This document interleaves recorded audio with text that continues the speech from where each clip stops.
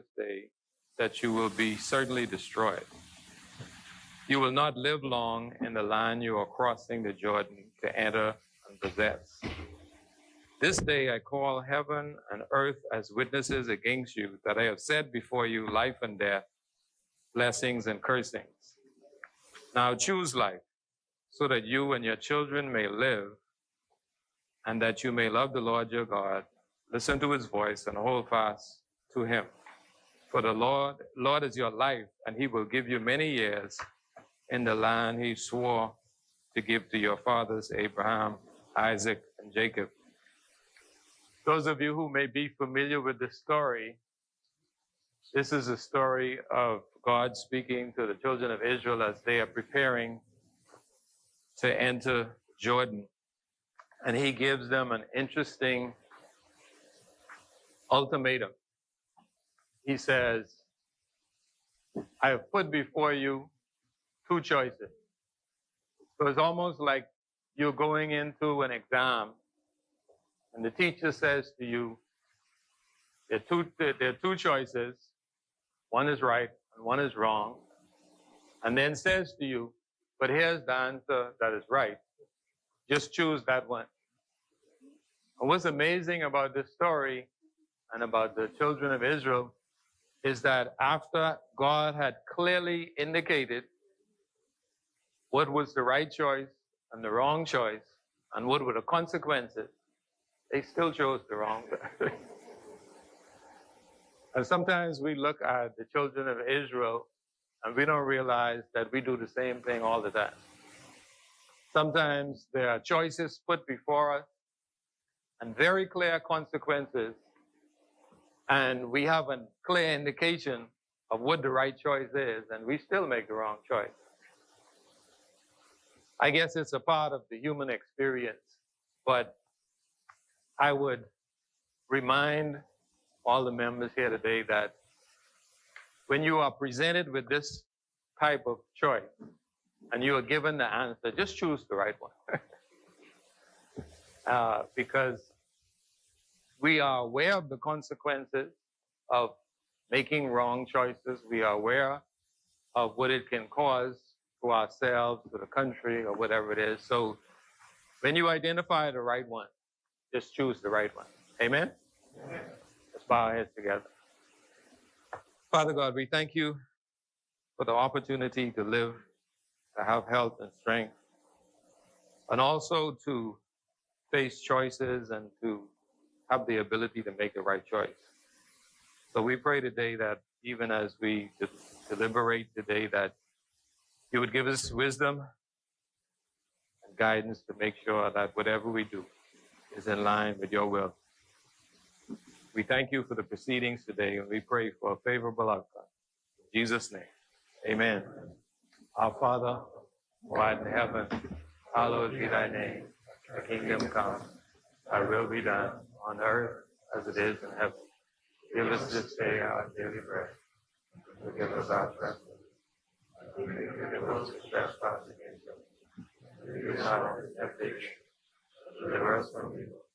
For thine is the kingdom, power, and glory, forever and ever. Amen.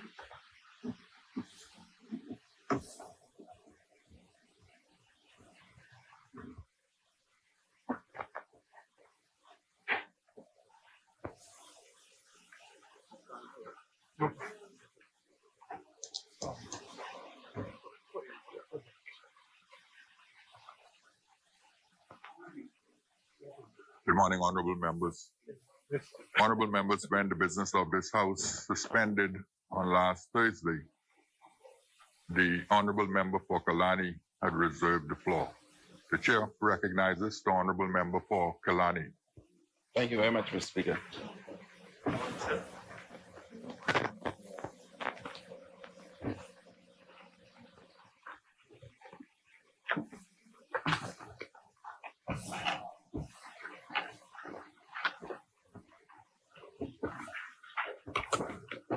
Mr. Speaker, today is an important day for me. It's a very memorable day And at the same time, it's a day of sadness for me in that the day, Mr. Speaker, is the birthday of my mother. She would have been 100 years today. And if she was here, I'm certain I would have been celebrating with her. Mr. Speaker, before I start, I want to thank my colleagues who I thought had done an excellent job in presenting and defending the budget here, and definitely holding fast with their stewardship in their respective agency. So I want to personally say to all of my colleagues, both those in cabinet and the backbench, thank you very much.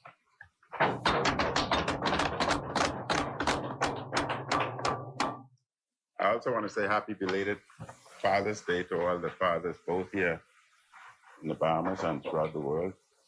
And I want to say happy belated Father's Day also to my father. I want to thank the residents of Kalani who has given me this opportunity to represent them in this house. And I would say to them that at the end of the debate, I would point out the successes and the way forward for Kalani, at which time I will ask for their support again as we move forward into election, which is due May 2022. Mr. Speaker, as we look around the Bahamas, there are many signs of hope. There are many signs of progress. And this budget is a sign of progress.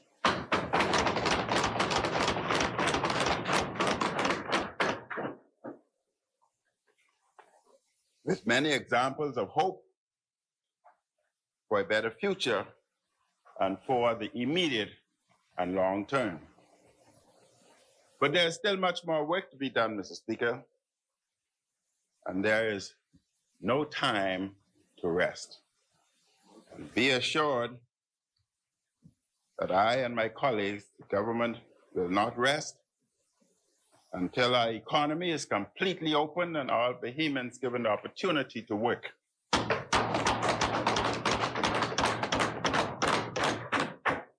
We will not rest, Mr. Speaker,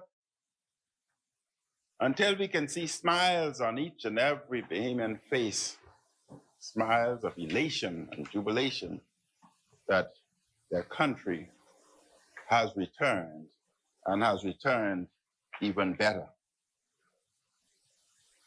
We will not grow weary in well-doing, for as the scripture promises, Mr. Speaker, in due season, we shall reap if we faint not. We are getting Bahamians back to work. Our economy is reopening. And Mr. Speaker, if you see what has been happening at our airport, I am certain that the Minister of Tourism was pure joy and jubilation over the entire weekend.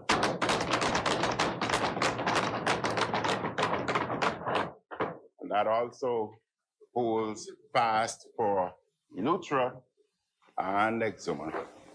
And the entire Bahamas, Mr. Speaker, at this point in time is opening up and booming. And we recognize that our airports are becoming somewhat small, and that is why, as I speak, I would demonstrate what we're doing for the various Family Islands, Long Island, etc. Our main industry, tourism, is coming back. We are providing concessions and incentives for Bahamians to thrive in areas such as small business development, tourism, agriculture. And Mr. Speaker, I want to say that as a young professional grouping that started an agricultural farm program here called Eden Farm, And that grouping, Mr. Speaker, has been very successful in hydroponic growing of leafy vegetables. And they recognize that that is the future.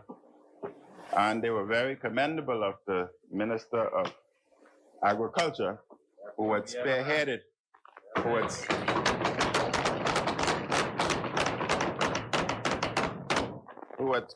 and insisted that investors coming into the Bahamas must purchase a minimum of 40% of our agricultural products once we can provide them. And recognizing the future of the agriculture, both reliable and sustainable, this young grouping, Mr. Speaker, has met with me last week, a proposal to expand their business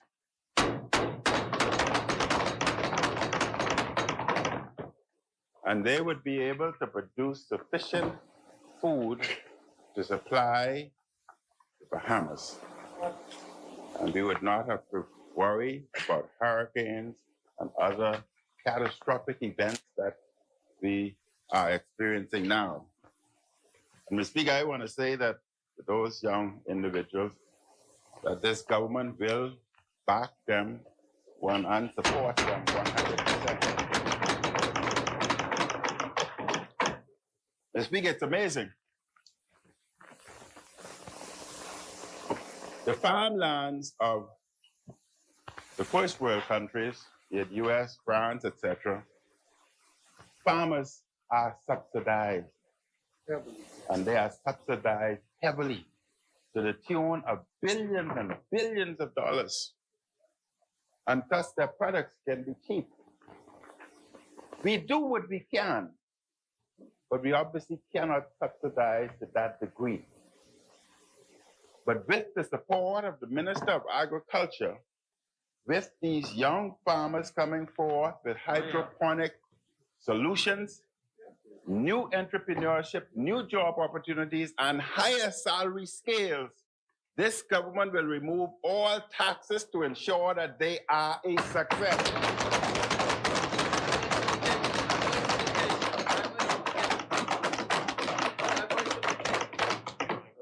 Mr. Speaker, when we speak about food security and diversification, we are on the road.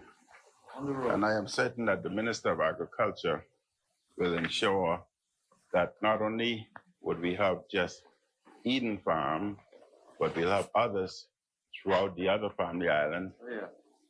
And what is unique, Mr. Speaker, is they can pick the agricultural product and have it delivered on your plate within 1 hour, without the necessary pesticide, total organic.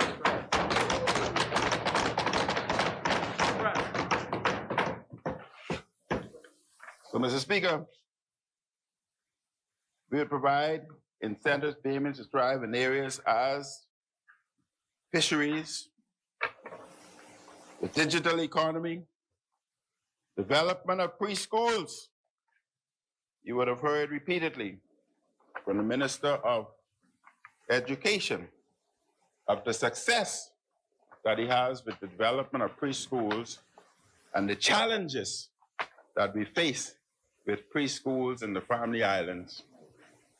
And he would have also pointed out that to ensure there's equality among all Bahamians, both in New Providence, Abaco, Inagua, etc., once an individual is qualified as a preschooler and has the necessary certification, the government would provide them land so that they can develop preschool in that respective island and provide all the necessary tax incentives and grants to ensure that the building meets the various standards.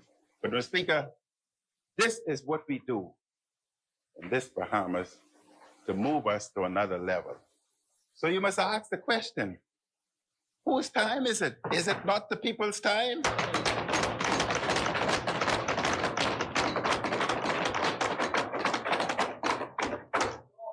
Mr. Speaker, we'll also provide incentives for the blue, the green and orange sectors of the economy, among other areas of economic potential and growth.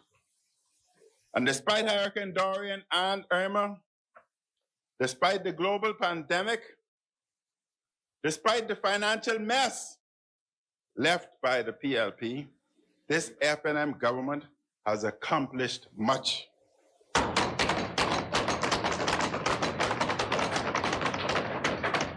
Much more in our 4 years than the previous government had done in their 5 years.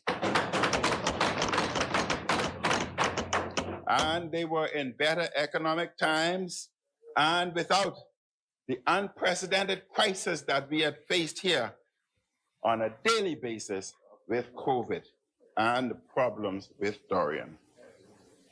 The leader of the opposition, Mr. Speaker, sat in that failed government as number 2.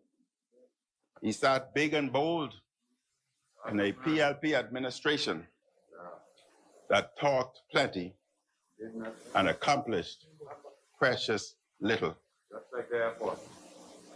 If they return to office, Mr. Speaker, it will be much more of the same. Just talk, talk, talk, and nothing more than chatterbox with little solutions. Mr. Speaker, I wish at the outset of this contribution to make a major announcement for the Bahamas. Another one? Take your time. You got all kinds of wonderful. And for the people of the northern Bahamas and Grand Bahama. Well, you're just in time, man.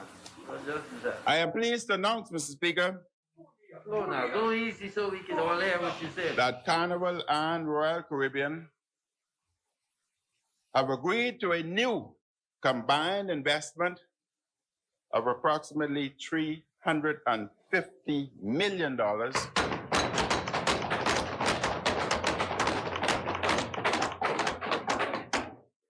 in Grand Bahama Shipyard. To understand the scale of this investment, the House may recall that the original investment and other investments to date in the shipyard have totaled approximately $250 million. And the new investment that I speak about will match this and exceed it by an additional $100 million.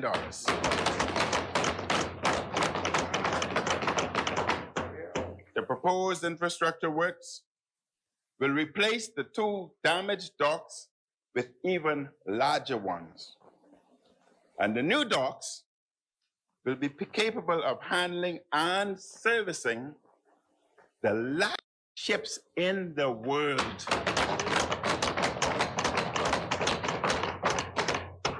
Grand Bahama, Mr. Speaker, will become the largest cruise ship repair facility in the world.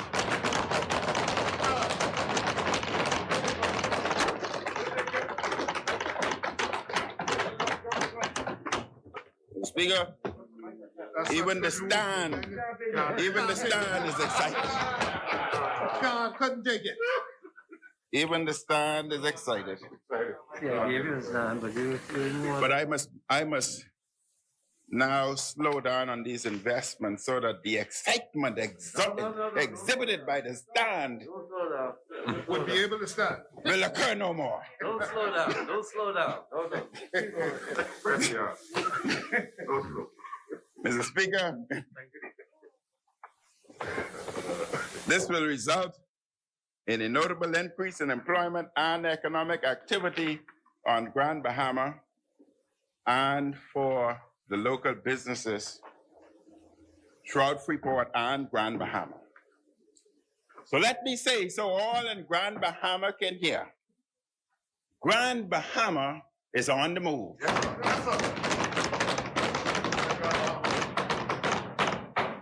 I repeat, Mr. Speaker, Grand Bahama is on the move and Grand Bahama is coming back.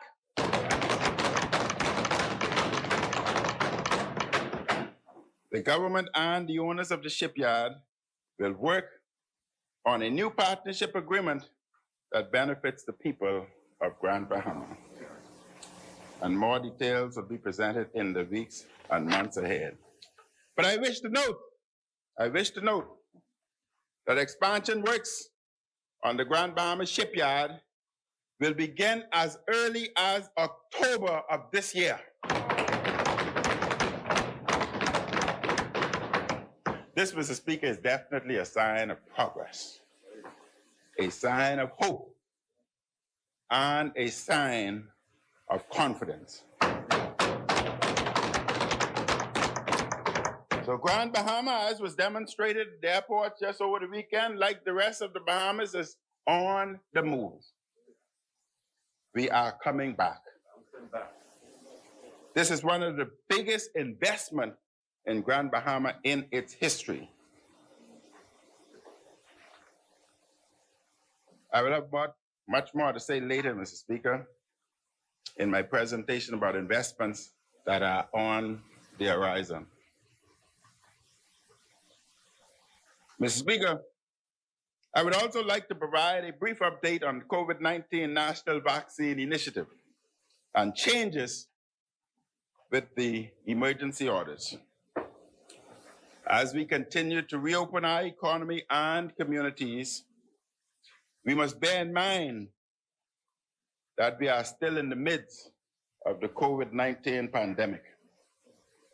It is critical that we protect each island in our archipelago. Measures have been put in place across our family of islands to control and to slow the spread of the COVID-19 virus. And these measures include monitoring new cases, hospitalizations, and other health outcomes. There were 23 emergency medical flights from the Family Island to New Providence between the 12th of May and the 5th of June. And that was why, Mr. Speaker, we had pointed out repeatedly it was essential that we protect our family of islands.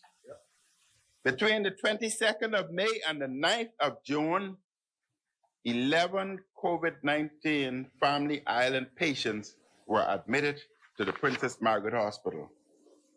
And sadly, Mr. Speaker, 2 of those Family Islands patients passed away during that period. Our unique geography means that we must aggressively approach outbreaks in each island to mitigate the spread of this COVID-19. And this means implementing lockdowns, curfews, and other restrictions when necessary. No one, including myself, likes lockdowns, curfews, and restrictions. But they have been proven to save lives.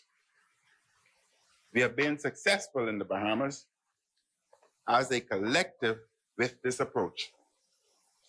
Most recently on Cat Island, North and Central Andros and the Berry Islands, an aggressive approach to outbreaks in those communities slowed the spread of COVID-19.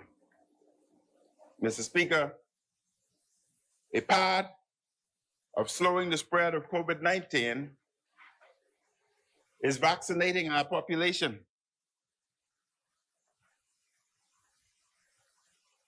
We are making good progress with our national COVID-19 vaccination program. But more people need to be vaccinated if we are to return to an even greater sense of normalcy sooner. I am once again, Mr. Speaker, asking all those who are eligible to get vaccinated. As of the 19th of June, 2021, a total of 79,246 doses of the vaccine have been administered throughout the Bahamas.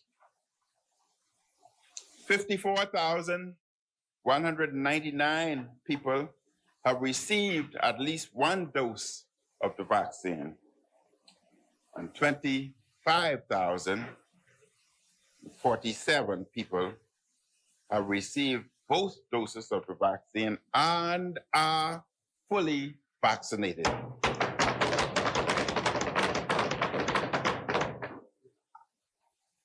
The Ministry of Tourism, Mr. Speaker, had set up a very efficient vaccine travel card, Visa health card, and from that we could extract lots of information. As for those Bahamians who've been vaccinated in the United States, 2,682 Bahamian citizens and residents have been vaccinated in the United States thus far. And those individuals would have received Johnson & Johnson, Moderna, and Pfizer. So our 79,000 who have been vaccinated, Mr. Speaker, we can at this point add an additional 2,682 that would have been vaccinated in the United States. And we continue to compile our data, and I'm certain that that number will increase. Phase 2 of the vaccination rollout in the Family Islands, which includes the administration of first and second doses, started this past weekend in Abaco and will continue this week throughout the Bahamas. That is, throughout the islands. We are grateful to the U.S. Embassy and the Rhode Island National Guard for generously donating aircraft and pilots to transport the vaccines, health teams, and volunteers to and from our many islands. Mr. Speaker, the Delta variant of this virus emerged in India in recent months. We all saw the stories on the international news and the horror it caused and continues to cause. India generously granted us our first vaccine doses, and we remain grateful for this gift.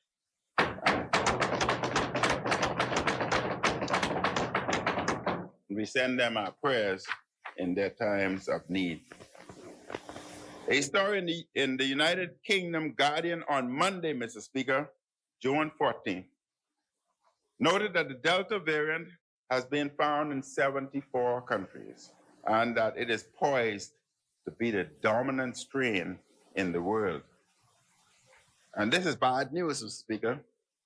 Researchers suggest the Delta variant is about 60% more transmissible than the Alpha variant, which emerged in the UK.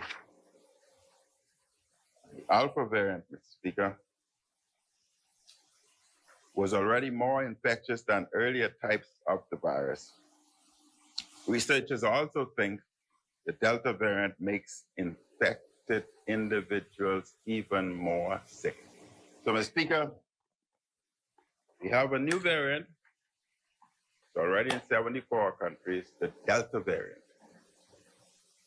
It's not a matter of when, it's not a matter of if it would arrive, but it will arrive here in the Bahamas.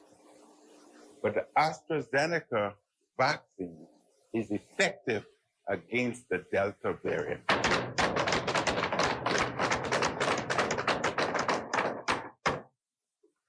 So AstraZeneca would provide adequate protection against this variant, and once vaccinated, if the variant arrives, we would have been poised to combat such arrival. Mr. Speaker, I want to deviate, go back into my medical days. As a doctor, Mr. Speaker, and I speak to my patients and I speak to the Bahamian populace. As a doctor, you trusted my decisions. You trusted the treatment I gave you. The 10,000 odd individuals, females, more than 10,000, whom I would have operated on, trusted me. They trusted me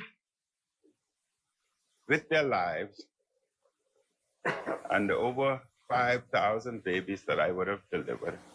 They trusted me with their babies. So I say to you, the 10,000 odd women and the 5,000 odd that were delivered and are of adult age, you trusted my decision then as a physician. And I speak to you again today. Trust my decision again and let's become vaccinated.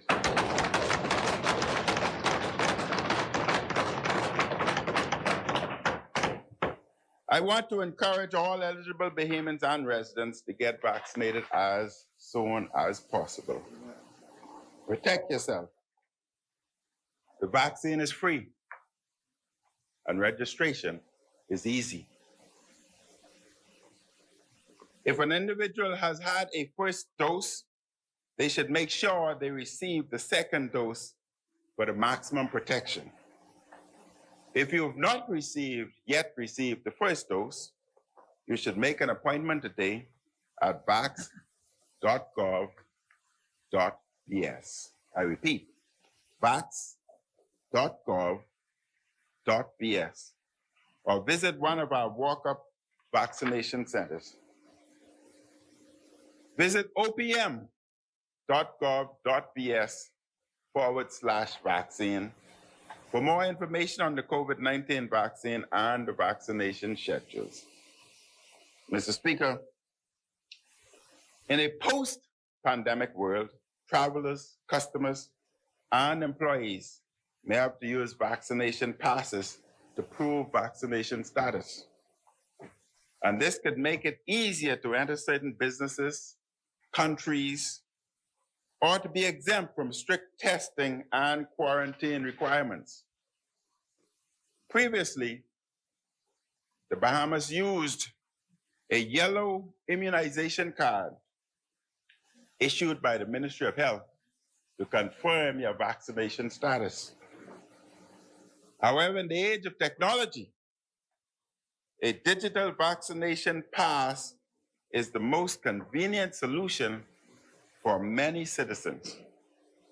A digital record minimizes fraud, eliminates having to replace lost and damaged yellow immunization cards, and moves away from the paper usage. Mr. Speaker,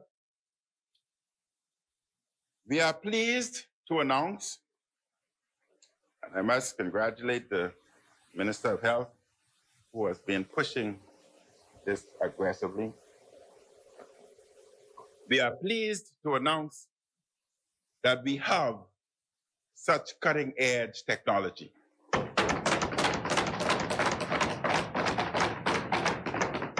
In this regard, our digital pass and vaccination checker may be the envy of the region. We are always first.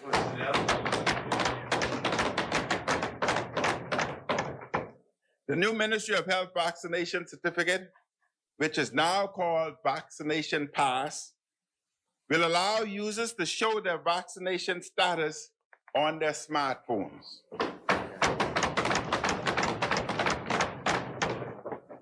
Mr. Speaker, if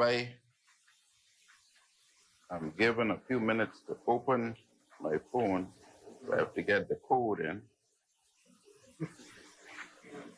then I would be able to show you that simple path. Scan the barcode, and in a matter of seconds, you can get a response saying valid or invalid. Mr. Speaker, the system will generate a Vax Pass after completion of 2 doses and users can download the same after log on to the system. Users can save the digital Vax Pass to their mobile device as is demonstrated, and it can be presented to the business owners or government agencies for verification. It will be saved on their phone wallets for storage also. The vaccination checker module allows business and government users to check the vaccination details of fully vaccinated individuals by scanning the QR code on the digital Vax Pass and to verify the details. And while the QR code scanner can be used on mobile devices with cameras, any business or government user can verify the validity of a Vax Pass by simply entering the code manually to view the status details. If the Vax Pass is invalid, the system will show a message, invalid Vax Pass, to the business or government agency. Mr. Speaker, all anyone has to do is to go to vax.gov.bs, click on Vaccination Checker, scan the QR code, and enter the BCV code and instantaneously verify the validity of the digital vaccination certificate issued after their second dose. No special equipment is needed, and no fee is charged to the user. In the very near future, Mr. Speaker, you will also have the opportunity to secure or purchase a wallet-sized vaccine pass card. And as you can see, the Deputy Prime Minister already has a wallet size, just like a credit card.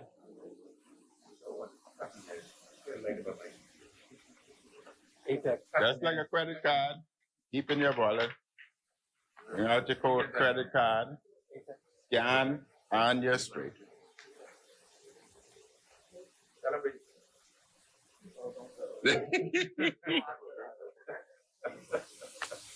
Let me note, Mr. Speaker, that the yellow immunization card may still be used to verify vaccination. I should also like to mention that while they will not enjoy the benefits of the Vax Pass, Bahamians who choose to get vaccinated abroad will be able to register online so that we have a better grasp of how many Bahamians are in fact vaccinated. And you would note that I've mentioned thus far that there are more than 2,000 Bahamians that we can validate would have been completely vaccinated by the American system.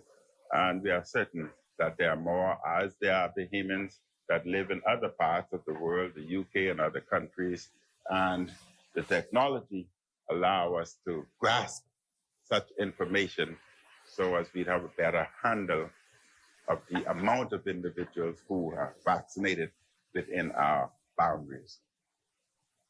Mr. Speaker, as I've said before, the more of us that are vaccinated, the more we can reopen. The level of progress we have achieved on the management of the virus during this current period allows the government to make the following changes to the emergency orders. The following daily curfew changes will go into effect tonight, Monday, the 21st of June, tonight. On New Providence. Brand, I see you jumping.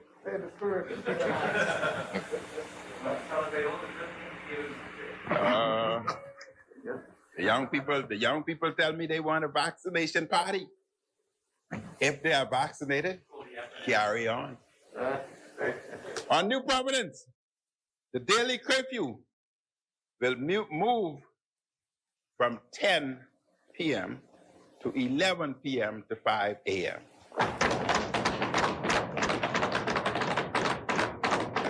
And Mr. Speaker, I should note that the health professionals will monitor progress over the next few days, New Providence will then be able to move from 11 p.m. to 12 midnight, depending on the outcome. On Grand Bahama, the curfew will move from 11 p.m. to 12 midnight. That's 12 midnight to 5 a.m. Michael Pintard, Minister of Agriculture, I know you would like to go out partying, and if Grand Bahama stays as is, if Grand Bahama stays as is, I know that you, once you're out partying by 1 o'clock, you'd be home, so we would move Grand Bahama to 1 o'clock.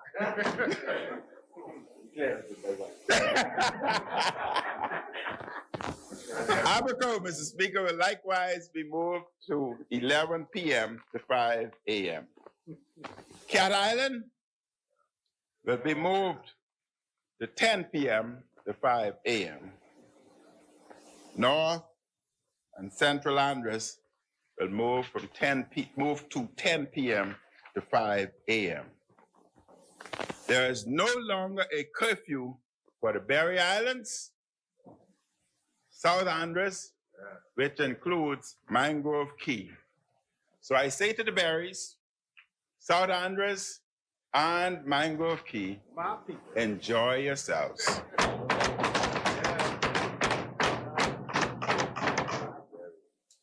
But still, adhere to the protocols. The PCR test requirement for travel to and from Cat Island and Andros will be removed immediately. PCR testing to travel from Grand Bahama will be removed effective immediately. Mark put on that one. Abacos was already removed. Mr. Speaker, currently, there's a $10 charge to all Bahamians who are vaccinated traveling back home. There's a $10 charge for a health visa card. Those who are returning home, travel visa. $10 charge for a travel visa. $10 charge, Mr. Speaker, for a health visa to the Bahamas. That is $10 charge for residents and Bahamians who are fully vaccinated. Those returning home, that is those individuals who are vaccinated. This fee, Mr. Speaker, will be removed effective the 1st of July of this year.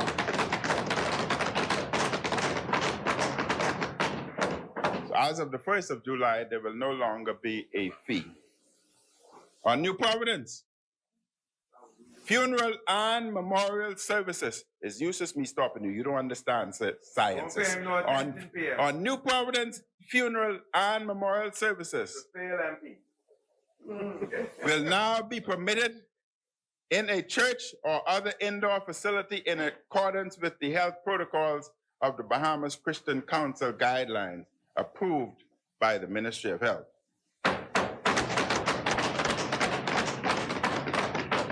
There is no requirement to be fully vaccinated. Mask and physical distancing are still required.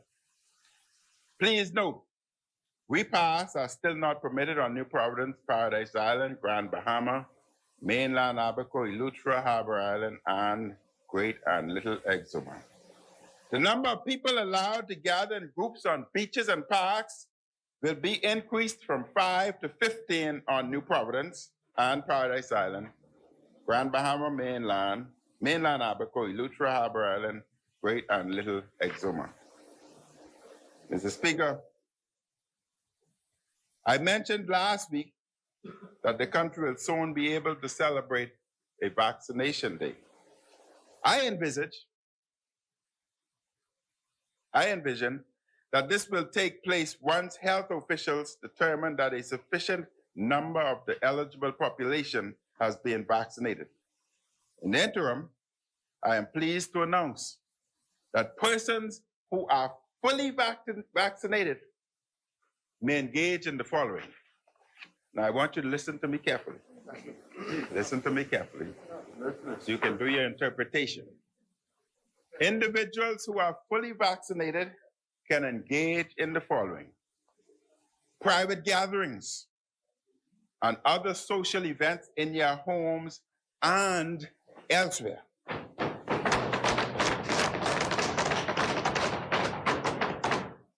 May now be held provided all the attendees are fully vaccinated. You can interpret that. The young people will interpret it, party on. But you can interpret that. Indoor dining in restaurants was already approved weeks ago for fully vaccinated individuals. Wedding receptions will now be permitted on New Providence and Grand Bahama, provided that all attendees are fully vaccinated with both doses of COVID-19. That is indoor, having a good time. The host of wedding receptions, private gatherings, and other social events will be responsible for verifying that guests are fully vaccinated. And I showed you on the phone how can be done very easily. Hosts and guests will be subject to fines for non-compliance. COVID-19 ambassadors will continue to carry out patrols to reinforce adherence to emergency orders. All performance groups and artists, including bands, jungle groups, dance troupes, and acting groups, may perform at all activities permitted under the emergency powers orders, provided all performers are fully vaccinated. I want to give the example again, Mr. Speaker. A grouping had written requesting a wedding reception of about 98 individuals, all of whom were vaccinated. They were vaccinated. They're safe. Now, our opinion was, as they wrote, we only responded, carry on. They also asked, could they have a Junkanoo band group participate to provide music for them? Our response was, if they're vaccinated, you can invite the Saxons.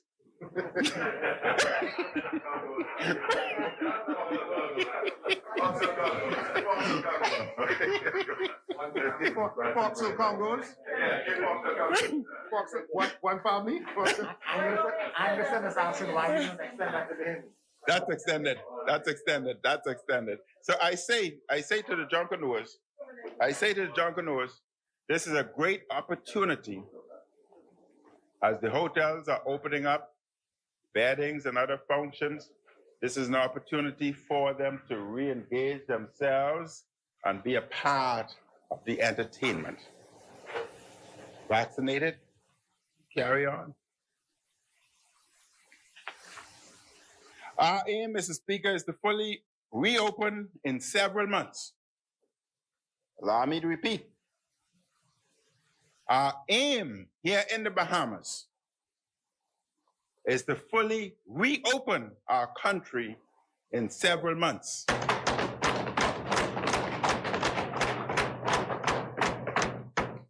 If various conditions are met, and advised by health officials. That is SEVERAL.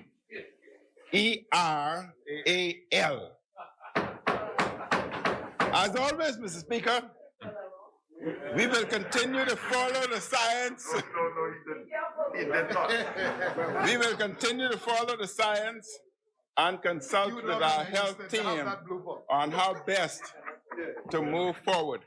Mr. Speaker, there are long-term structural issues we must address to promote more dynamic growth, more opportunity, and greater ownership of the economy by Bahamians.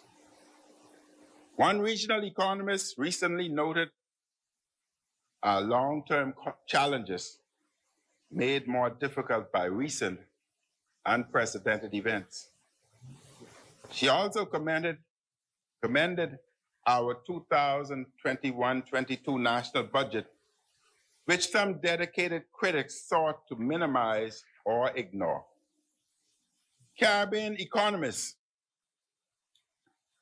Dukaran stated in her recent analysis, I quote, "The fact that the government of the Bahamas had maintained a reasonable level of socioeconomic stability so far is testament to their capabilities, political will, and ability to access assistance from external parties, including the multilateral lending institutions, most recently, the World Bank." She went on, "By no means could this be an easy task, and the government is certainly dealing with a lot more than many, at least in a regional context." End quote.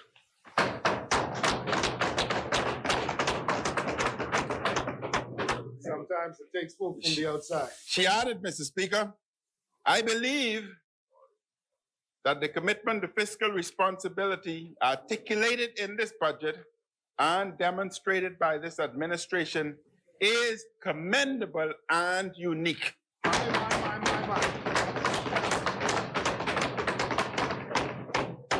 She further said, I am not aware of any independent country in the Caribbean which has legislated and implemented any such fiscal responsibility framework, fiscal rules without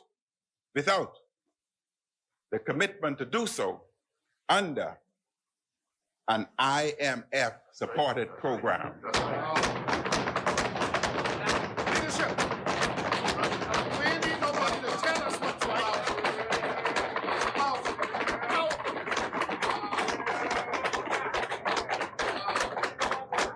That's what the chaplain said this morning. We ain't need nobody to tell us. Others are forced. Forced us to do right. This is true democracy. She also stated, Mr. Speaker, I quote, "An orderly debt reprofiling exercise is preferable versus a disorderly debt restructure balance of payment crisis. It is worth reiterating here that any such outcome would not necessarily reflect on the authorities as much as it reflects the Bahamas' acute vulnerability and indeed that of every country in the Bahamas." End quote. In the Caribbean, my apology, in the Caribbean.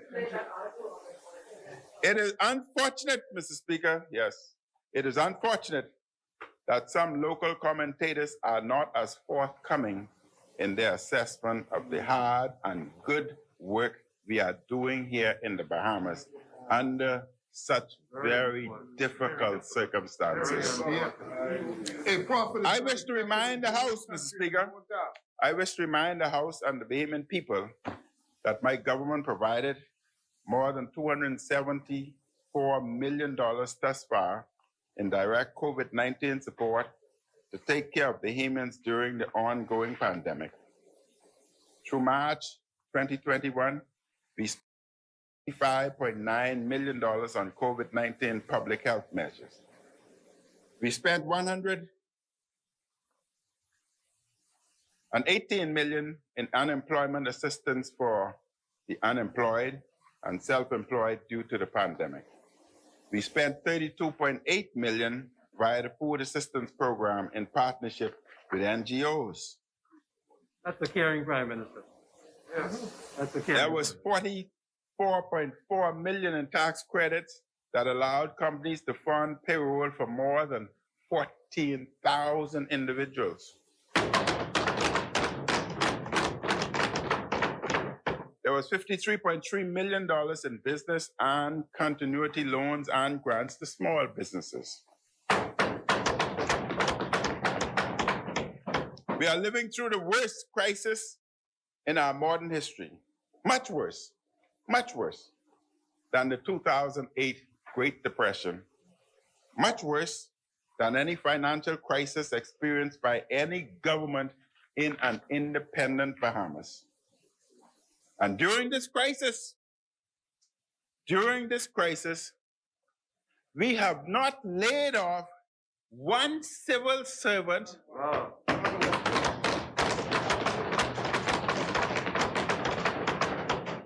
or reduced salaries. Mr. Speaker, we are a loving, caring, compassionate government. Yes. We look at the effects, what would happen if individuals are laid off. Some look at numbers. If you lay off, your salary, your payouts decrease, and you're more apt to balance. That is true. But a caring government would never do that. No. We would look at the ramifications. Yes. What are the ramifications? If we laid off the over 500 members of Bahamas Air, if we laid off the over 150 members of Nassau Flight Services, if we laid off members of the public service, what would have happened? They would have lost their rent payments and lose their homes. Mortgages would have lost, homes would have been lost. The lights would have gone off. The children could not go online. The children could not go online to follow through with their school. The school fees, Mr. Speaker, would not have been paid, and many would have had to leave school and enter the government system. In addition to that, as a caring, loving, responsible government, we also gave the private schools an additional $5 million.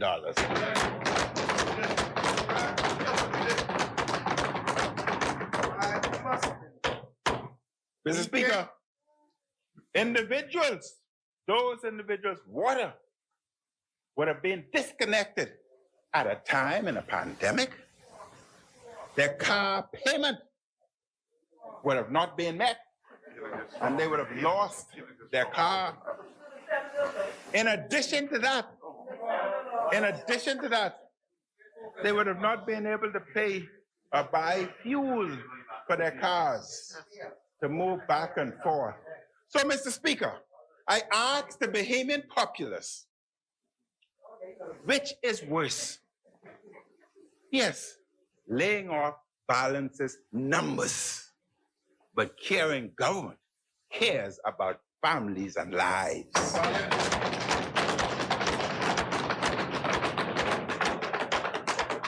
Our balance sheet is the heart. Many tens of thousands, Mr. Speaker, have been fed for over a year. We have spent an unprecedented amount of money on unemployment benefits and in support of businesses. Now, Mr. Speaker, a story in the business section of the Nassau Guardian at the end of last week noted,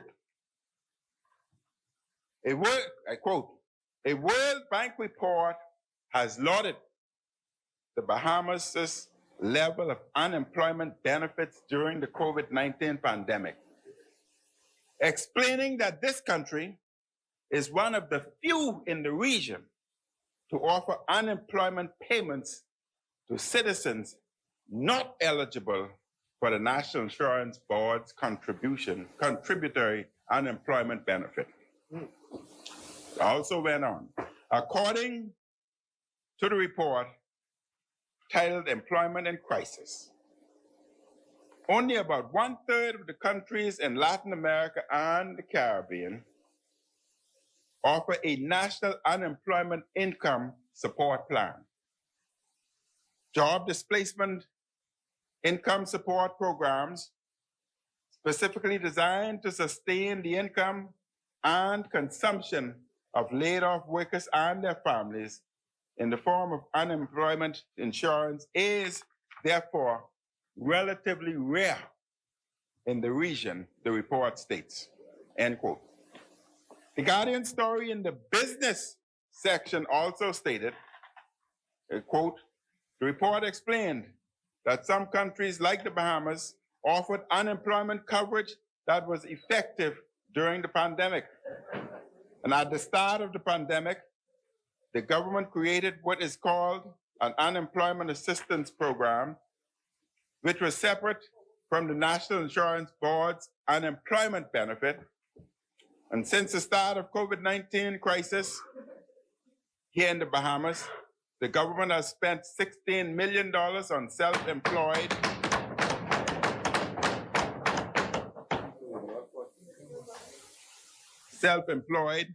government-funded unemployment assistance programs, $134.6 million on the government-funded unemployment extension program,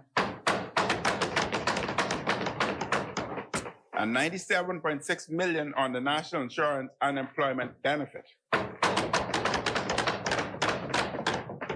The report continues how workers in the informal sectors are often in danger of missing out on unemployment coverage in many countries in the region. Workers from formal but more precarious contracts may be statutorily excluded from coverage by unemployment income support programs, the report states. It further went on, and even among formally employed workers with standard employment contracts, effective coverage is disappointingly low. The Guardian business section story also notes this from the report.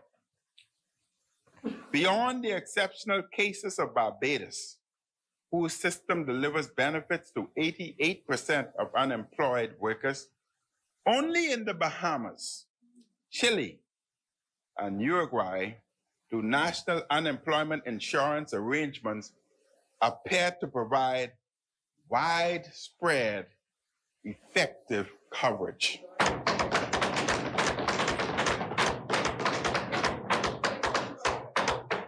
Outside these three countries, even in the remaining few Latin American and Caribbean countries that offer unemployment insurance, coverage remains too low. Mr. Speaker, I grew up in Baintown in moderate circumstances. No, my mother taught us to work hard. You don't worry, when I finish. Just like many Bahamians have always had to do to provide for their families. I learned some of the values I have carried with me all my life, including compassion and caring for others. That's a caring leader. Oh, yeah. I learned love Loving Prime Minister. and respect. We made do with what we had, but there was always enough to share with somebody else in greater need. And my mother would always say to me, boy, give some or take this to Miss Jane or Miss Brown or Miss Browning. Make sure they have something also. And we had to put money as children growing up in the collection every Sunday without fail at church. I remember reading some years ago that people who are poor often give a higher proportion of their income to charity than the wealthy. And when I was growing up, Mr. Speaker, neighbors took care of each other. Yep. In fact, you could not even walk the street without saying good morning or good day to individuals. If you did not, Oh, my goodness. you were punished when you got home. All right. Mr. Speaker, when this pandemic hit, I knew in my heart, in my soul, and in my conscience that we had to care. We had to care for the Bahamian people no matter what. People needed food. People needed some income in their pockets. And that's why we could not fathom laying off individuals in such circumstances. We had to expand the healthcare facilities to accommodate those who got sick. And we had to protect our people. I carried to the office of the Prime Minister the values I learned in my youth from my mother, my father, my older sisters, and from the priests and sisters of Our Lady's School. And yes, Boxer was older than I, and I learned quite a bit from Boxer too.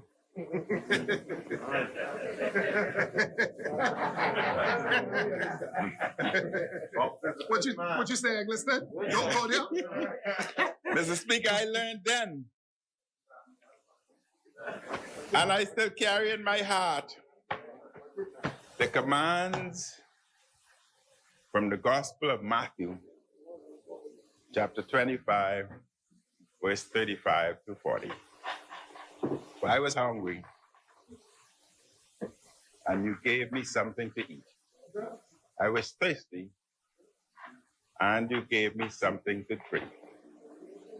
I was a stranger, and you invited me in. I needed clothes, and you clothed me. I was sick, and you looked after me. I was in prison, and you came to visit me. Then the righteous will answer him, Lord, when did we see you hungry and feed you, or thirsty and give you something to drink? Yes, Eggleston. When did we see you a stranger Yes. and invite you in, or needing clothes Clothe you. and clothed you? Yes, Padre. When did we see you sick or in prison and go to visit you?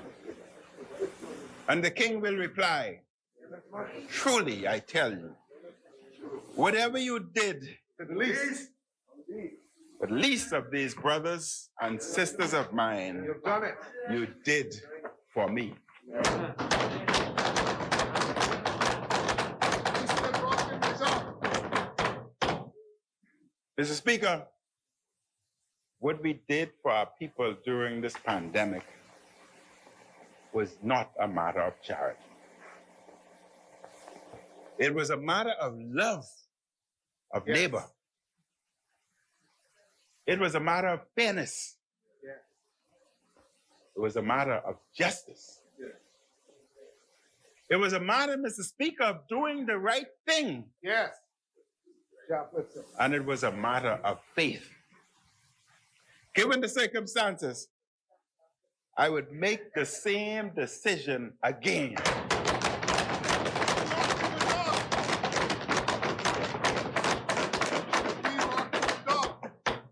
I would make the same decision again, Mr. Speaker, to take care of all Bahamians, especially the most vulnerable people and the poor in our country. Yes. Mr. Speaker, we invested heavily in small business development. We spared little in upgrading our healthcare infrastructure in dealing with COVID-19. We put even more money into funding for students at University of Bahamas and BTVI so they can take advantage of the recovering economy. And I want to reiterate at this time, we've made education free and ensure that that is University of Bahamas, BTVI, etc. free, and ensuring that every Bahamian coming from the Family Island is given $500 per month to assist with their.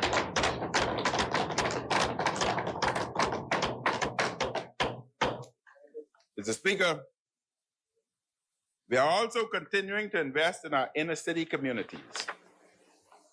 Increasing water connectivity in over-the-hill communities is one of the commitments of this administration. And to achieve this goal, the installation of water mains and lateral lines, as well as repairs to damaged infrastructure, are ongoing. Such works are completed on Quaco Street. And on Wednesday, June 16, works began on Bola Avenue and are scheduled to be completed in the upcoming weeks. Forthcoming areas also include Wilderness Close and Spray Tame Lane. The Over the Hill Community Development Partnership Initiative, Mr. Speaker, is also currently working alongside the Water and Sewage Corporation to facilitate residents getting their water turned on. Mr. Speaker, as of May 2021, more than 4.2 million concessions are being granted to over-the-hill businesses. These have included waiving business license fees and stamp and real property taxes. And this facilitates lower costs for the purchase of commercial vehicles and building materials. I would like to remind residents of the over-the-hill community that under the Economic Empowerment Zone Act of 2018, you are eligible to access tax concessions for building and repairing of homes and other buildings. Speaker, I want to remind them that they are in a tax-free zone where they can get their building supplies duty-free. They can purchase cars for their respective businesses duty-free. No business license fees or real property tax fees. And most importantly, for those who want to commence business, the government has now made it available that their first inventory is tax-free.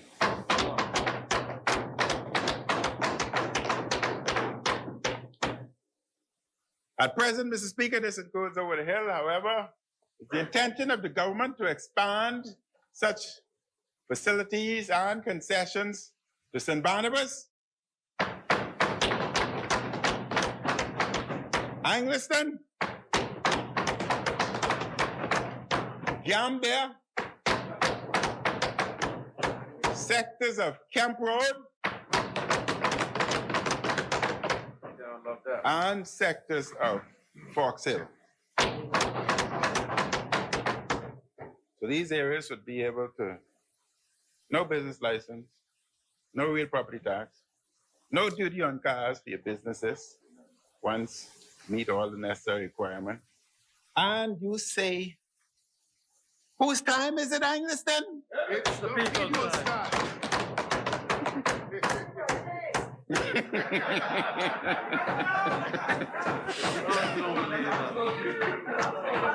Mr. Speaker. Mr. Speaker.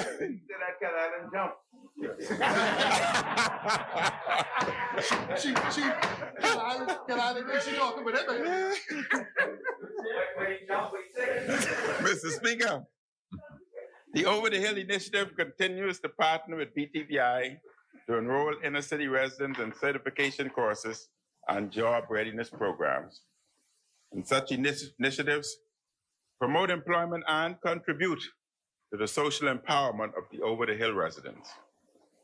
The graduation of the current cohort of Over the Hill residents is scheduled for June 25th. Additional BTVI and Small Business Development Center courses are being planned for cohorts specifically from the Over the Hill community. Mr. Speaker, there are also signs of hope and progress in direct investments. Yes. International investors are confident about the country's prospects. I wish to now update the House on the redevelopment of the Sandals Royal Bahamian Resort on Cable Beach. The redevelopment will cost some $37 to $40 million. Preliminary works has already begun. The projected timeline for completion is early November of this year. When Sandals on New Providence reopen in a few months, they are expected to engage 1,000 workers.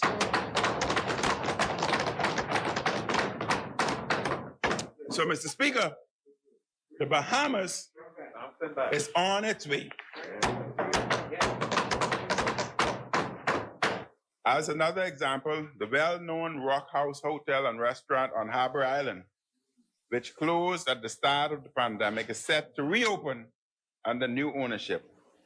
The hotel is a 12-room boutique accommodation, and it will reopen coming November 15th, employing 30 Bahamians. Mr. Speaker, there is yet another development set for Cable Beach, another sign of confidence in the Bahamas. Aqualina has recently been approved to commence a $75 million condominium project east of the One Cable Beach adjacent to Bahamas Resort. And this development, this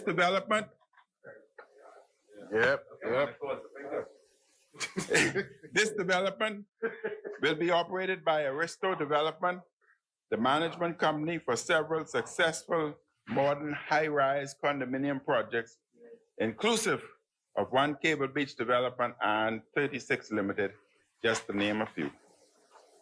Aqualina will comprise 27 large 3- and 4-bedroom residences each, with an ocean view. And Aqualina has completed all pre-construction and design work and is presently under construction with a full complement of Bahamian contractors. At peak construction, approximately 300 Bahamians will be employed. And Aqualina is scheduled to be for completion in 2023. Mr. Speaker, our administration signed an agreement for sale and the heads of agreement for the Grand Lucaya and Grand Bahama for a $200 million hotel and cruise port project with Royal Caribbean Cruise Line and the ITM Group. Both projects have been delayed because of Hurricane Dorian and COVID-19.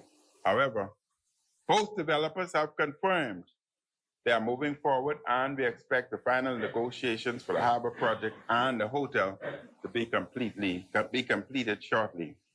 The Bahamas is on its way.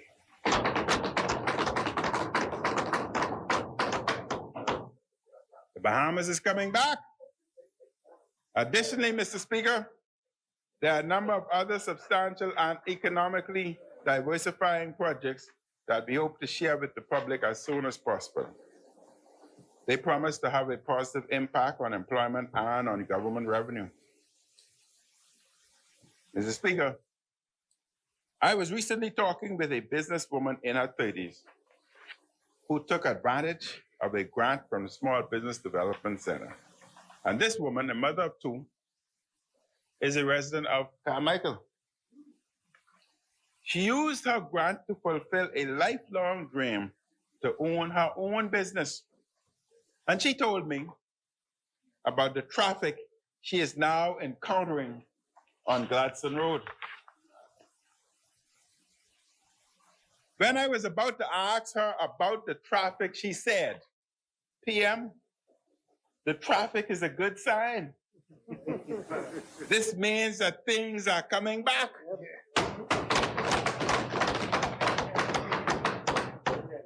Things are returning to normal. And she also said, I can see it in my cash register. She told me that her business was picking up and that she was looking to hire a few employees before the end of the year. This female entrepreneur, Mr. Speaker, is one of many Bahamians who have had their dreams come true because of the approximately $64 million in the multiple types of grants and loans we have provided for small business. And there is much, much more to come. I wish to remind the House that in order to help small businesses owners, we introduced the provisional license. Such a provisional license is issued for 90 days to help small businesses get up and running quickly, while startups wait for approvals to be processed by other government agencies. A provisional license enables eligible businesses to move forward with critical tasks, such as opening a business bank account. We also reduced the processing time for a business license. Let me be clear. There is still much more work to be done to improve the ease of doing business and to get more Bahamians back to work. Mr. Speaker, the leader of the opposition's budget contribution was full of empty rhetoric and woefully short on substance. If one accepts his ridiculous assessment, he gives little to no blame or responsibility to COVID-19 for most that has happened the past 15 months. In his politically biased and bizarre view, most things the virus caused is the fault of our administration. I guess he will also start to blame me, Mr. Speaker. It's only a matter of time before he starts to blame me for climate change. That's right. For the hurricane season and every other thing under the sun. It's only a matter of time. I'm surprised he's not blaming me for the virus. The COVID-19 pandemic is the worst global public health crisis in 100 years. All countries have been affected. The virus has killed millions. It has made hundreds of millions sick. The virus has collapsed the healthcare system of some of the richest and most powerful countries on earth. The global powers, with the best scientists, the best hospitals, and the biggest pharmaceutical industries, have struggled with this virus. The International Air Transport Association, IATA, is the trade association for the world's airlines, representing 290 airlines, or 82% of total air traffic. IATA has announced full-year global passenger traffic results in 2020. They show that demand fell by 65.9% compared to the full year of 2019. Wow. IATA said this was by far the sharpest traffic decline in aviation history. IATA's Director General and CEO added, and I quote, "Last year was a catastrophe. There is no other way to describe it. What recovery there was over the Northern Hemisphere summer season stalled in autumn, and the situation turned dramatically worse over the year-end holiday season as more severe travel restrictions were imposed in the face of new outbreaks and new strains of COVID-19. End quote. Our main industry, Mr. Speaker, is tourism. The virus all but wiped out global travel for the majority of 2020 and into the early months of 2021.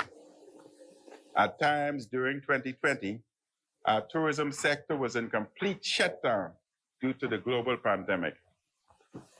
The Bahamas consequently faced the worst public health crisis and the worst economic crisis in its modern history At the same time,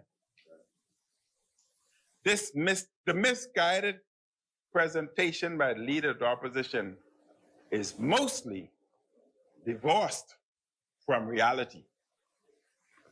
To blame this administration for the hardships caused by the pandemic is immature political nonsense. My government realized from the beginning that this was a historic crisis. We acted quickly to save lives. We did not make decisions to be popular. This is the problem with the leader of the opposition. In my view, his utterances are often desperate attempts to appease the popular mood. Good leaders do not do this during a public health crisis. Mr. Speaker, it has also been disappointing listening to the leader of the opposition talk down the Bahamas throughout the crisis. His desire has been to attack us. But what he has actually done, in effect, is talk down his country. In his budget contribution, he was at it again. He criticized our country's vaccination efforts. He even named places in the region he said were ahead of us. Quite a few of the places I heard him mention are colonial dependencies. Such colonial dependencies have their wealthy home countries to supply them. We, Mr. Speaker, we, in the independent developing world, have to source our vaccines alone. While he had little good to say about his country's vaccination rollout, the leader of the opposition sure seemed gleeful when it was time for him to get his shot. The leader of the opposition and his deputy are fully vaccinated. They won't say it, but you can say it. Straight, man. They're straight. They were dead happy They get their passport. in the pictures they posted on social media when they got their job. All I could see was teeth. They wouldn't tell nobody get vaccinated. Yet for political gain, the leader of the opposition came here to be negative about our vaccination process. Rather than belittling the efforts of Bahamians, like the leader of the opposition, I would like to thank Dr. Dal Regis,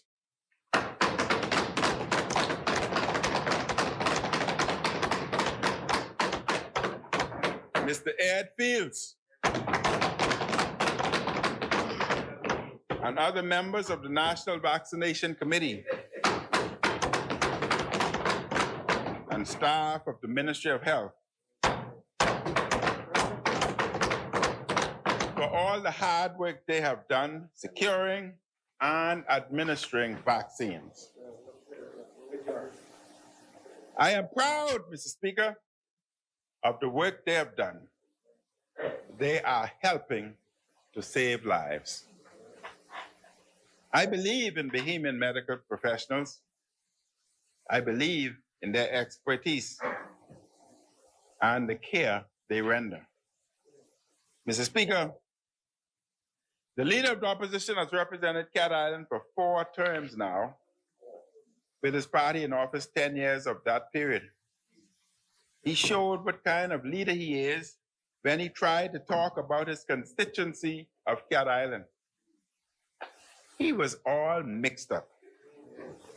The members for Yamaha, Elizabeth, and Long Island had to help set the record straight.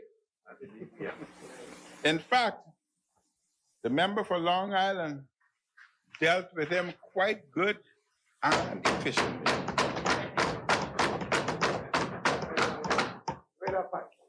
In the last administration, he was the Minister of Public Works and deputy to the Prime Minister.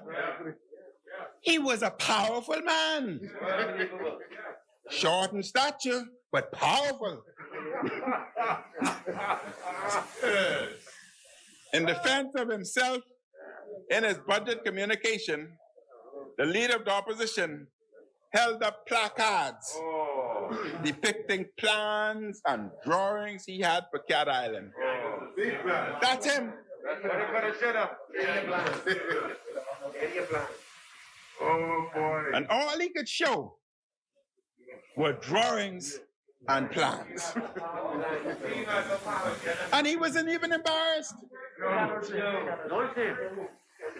But that's the opposition way. That is his way. They accomplish little to nothing for the people when they are in office. And when they get voted out, all they say with pride is that they left this plan In place. and that drawing in place. Woulda, coulda, shoulda. Woulda, coulda, shoulda. This is what they did previously. This is what they did previously with the straw market downtown, which the FNM ended up building.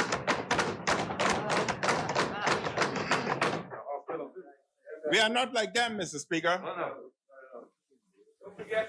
And we are delivering for Cat Island. It is under the FNM that the people of Cat Island will see extensive and expanded access to potable water, which more than he ever delivered. Caring government. We are delivering historic infrastructure all across the Family Islands. There are new waterworks, new roads and bridges, new passport offices in local communities. New airports are on the way.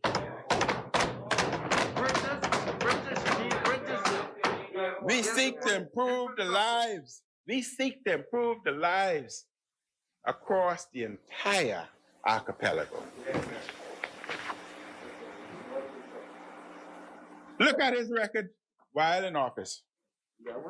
It is very poor, with a capital P. Now he's promising the Bahamian people all kinds of things. You know that's just the problem. Mr. Speaker, Exuma has been represented by the PLP in the House for many years, but it is under the FNM that Exuma is going to boast one of the best modern international airport in the region.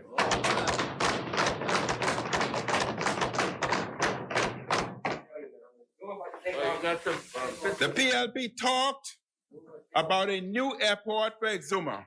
Like you read next door. Talk is cheap. Very, very cheap. Money buys land. Their talk is very cheap. For our part, Mr. Speaker, we are investing $65 million in a new airport for Exuma. New airport for Exuma.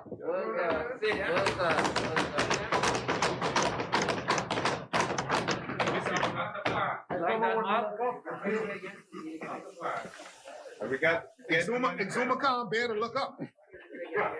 This is Exuma, Mr. Speaker.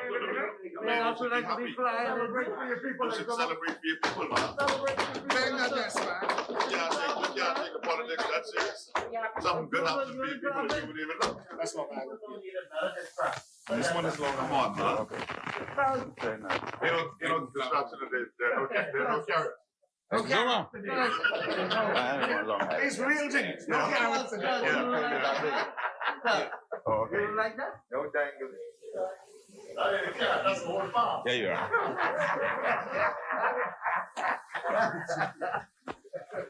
If this was in Santa Fe, you would have been clapping it. Why ain't so many clapping? Why ain't so many? Don't read, man. You don't care about those people. We are repairing and reconstructing over 3 miles of roads in Black Point, Exuma.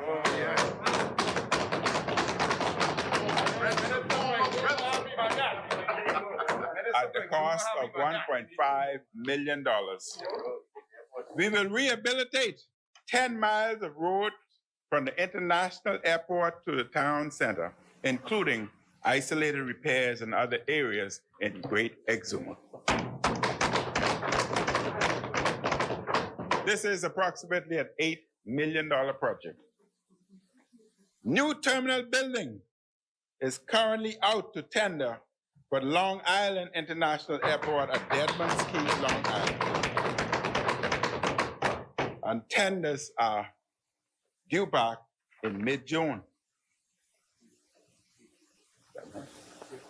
It is anticipated that a contract will be awarded in early August for construction to commence in September of this year. The civil works is part of the overall project for a new airport, which will involve extending the runway to 6,500 foot and raising it substantially to prevent flooding.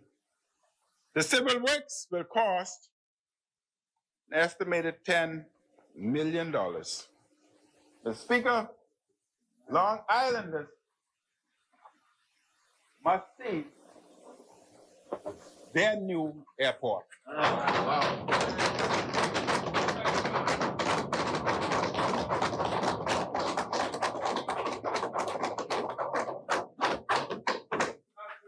That's the arrow going. You like that? Another view of the Long Island airport.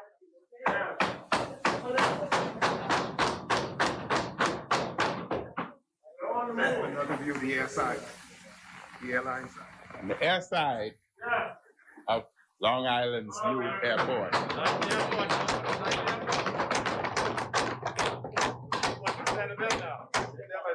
Long Island, my home. Island Green. The development of new family island airports is part of our vision to ensure that our islands help to fuel more dynamic growth for our entire country. We cannot, Mr. Speaker, under no circumstances, leave out Berry Island.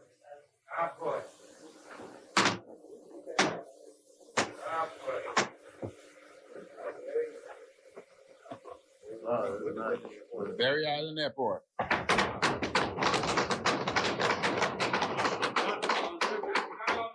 Almost finished. And this is almost completed, folks. We deliver. And this is the inside of the Berry Island Airport.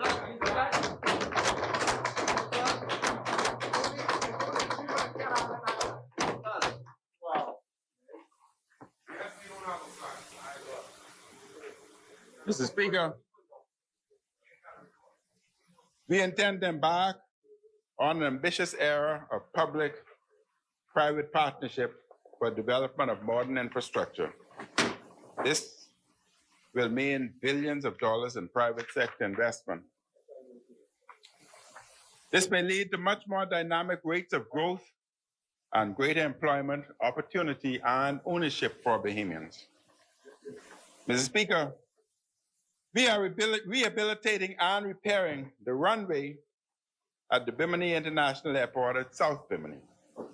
The work includes the total reconstruction of the 7,500-foot runway with the addition of a new turn pad. The cost of the project is approximately $5.6 million with a duration of 9 months. This budget includes $1.9 million. Grand Bahama, I want you to listen again. This budget includes $1.9 million for the construction of a new school for East End Grand Bahama.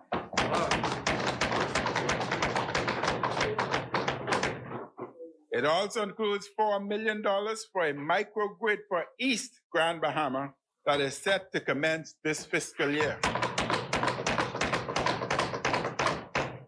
We are reconstructing approximately 8 miles of road in East, Central, and West Grand Bahama. And the works will cost approximately $6.1 million. The Western Atlantic Medical School has already begun construction of the new medical school facility on Grand Bahama. The project may represent approximately $100 million being injected into the economy of Grand Bahama. Initial construction for the first phase of the project has already begun and is expected to be completed by December of this year. Phase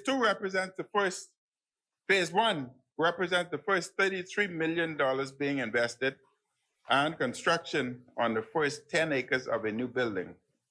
Phase two is slated to begin in January 2022 and be completed December of next year. We are extending for 5 more years concessions under the City of Nassau Revitalization Act to promote the ongoing redevelopment of businesses and properties downtown and in the City of Nassau. Mr. Speaker, we are now witnessing the biggest redevelopment of downtown Nassau in the history of the Bahamas, which includes the Nassau Cruise Port. To help boost jobs and businesses in our Family Islands, we are extending for 5 years the Family Island Development Act and Encouragement Act. This will mean ongoing concessions and incentives for Bahamians in exemptions from customs duty, business license, tax, and VAT for certain Family Islands. I am instructing the Ministry of Finance and other agencies to publish online the numerous concessions available to Bahamian business people and entrepreneurs in every economic sector.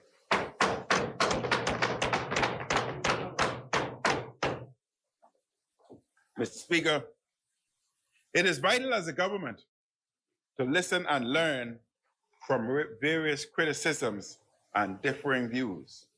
Yet, over the past 4 years, and over the past year and a half especially, there are certain critics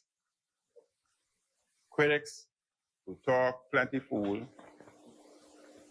who did not have to feed people, who did not have to ensure benefits to keep families together and households going, who did not have to make the tough decisions about COVID, and who did not have to get the country ready for recovery.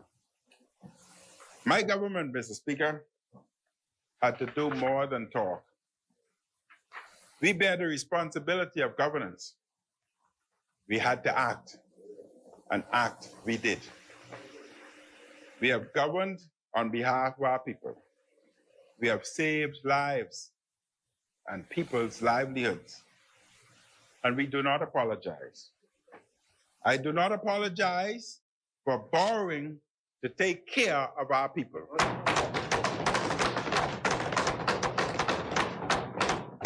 And Mr. Speaker, I say, it is still the people's time. Mr. Speaker, I note at this time that the government will extend the National Food Distribution Program for a further quarter. This makes food assistance available to those in the greatest need until the end, September 2021. The government will continue to partner with Feeding and other NGOs on this initiative with a further contribution of $10 million. And the National Food Distribution Task Force will be able to assist 18,000 homes to meet the criteria.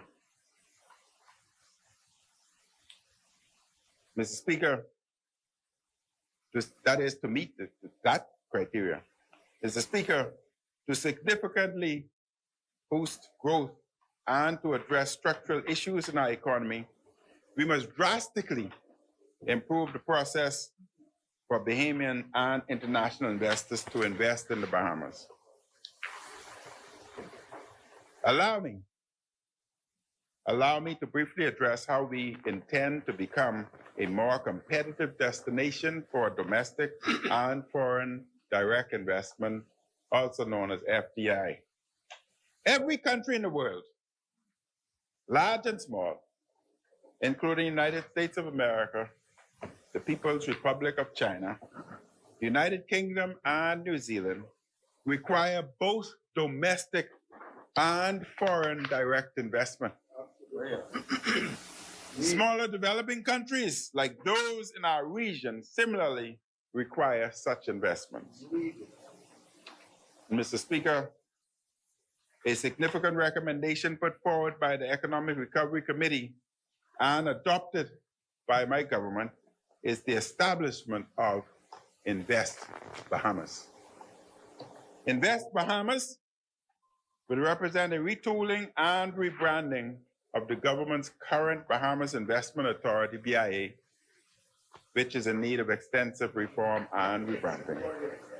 A new agency will serve as the country's progressive, autonomous, and integrated foreign and domestic investment agency that will promote the Bahamas as a jurisdiction open for business, for quality direct investment.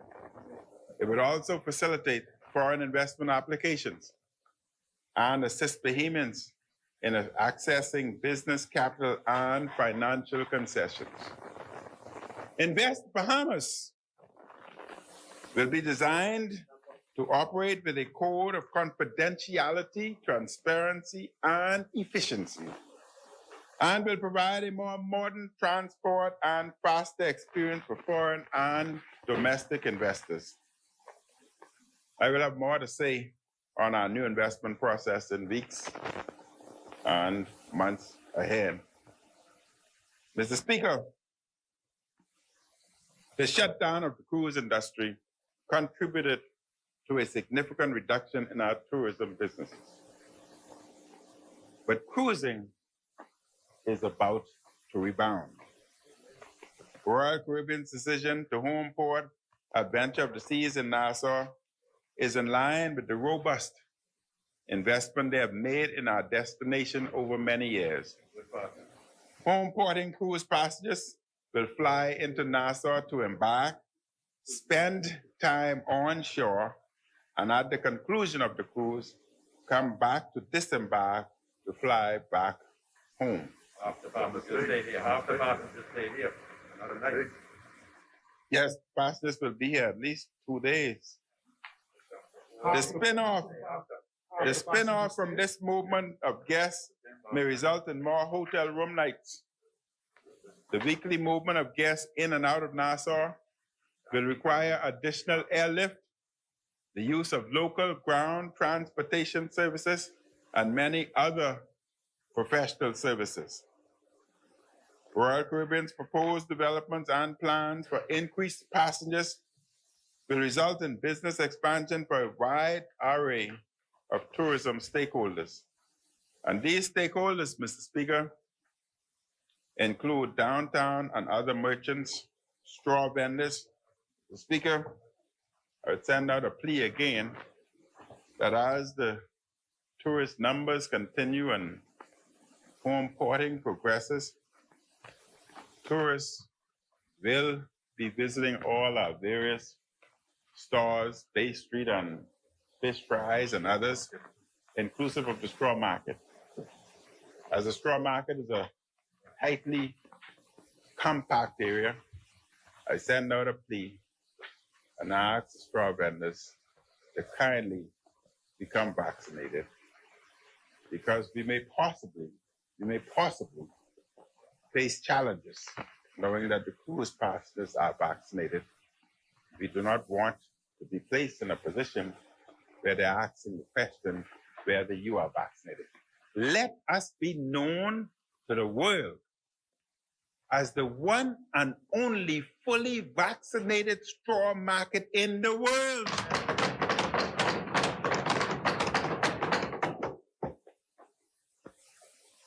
These stakeholders also include businesses at Arawaki and Junkanoo Beach in Nassau, hair braiders, entrepreneurs in the creative economy, and other small business people.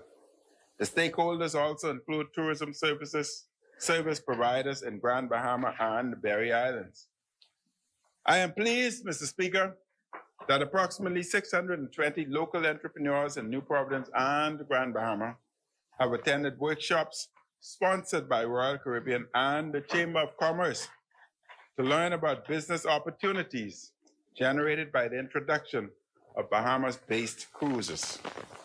Royal Caribbean Group provided a $250,000 donation to the Small Business Development Center to establish a fund that will provide startup critical capital to micro, small, and medium-sized businesses in Grand Bahama, Berry Islands, and New Providence.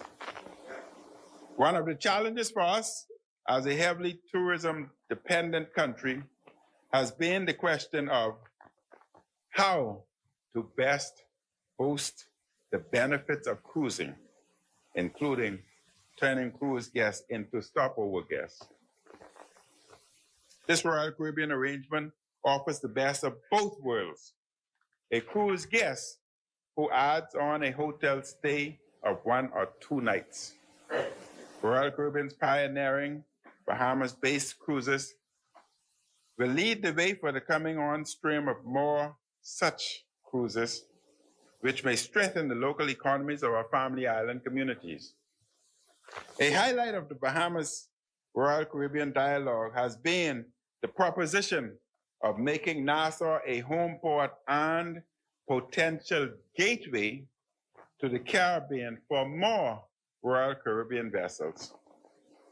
And this proposition has the potential to make a significant economic impact on our nation, though there is still much more to be done to realize this potential. Each year, Royal Caribbean's cruise ships bring some 2 million passengers to the islands of the Bahamas. Perfect Day at Coco Key is Royal Caribbean's flagship vacation paradise established in the Berry Islands.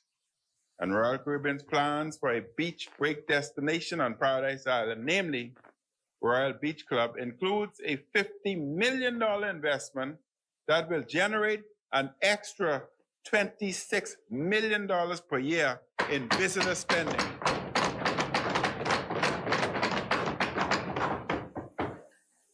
The company's outlook for its investment in the Bahamas is quite ambitious.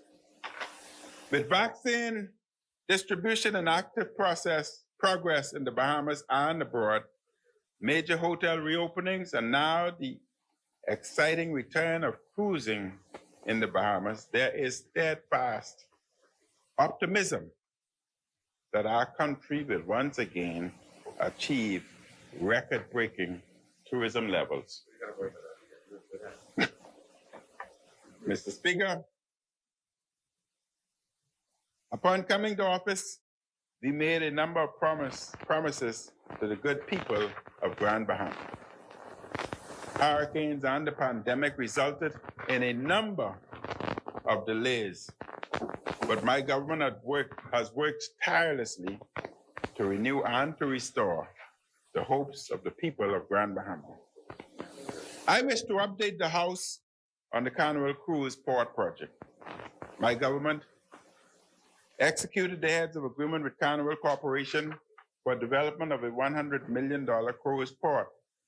The government continues to work with Carnival on the permitting process, and we expect to break ground shortly.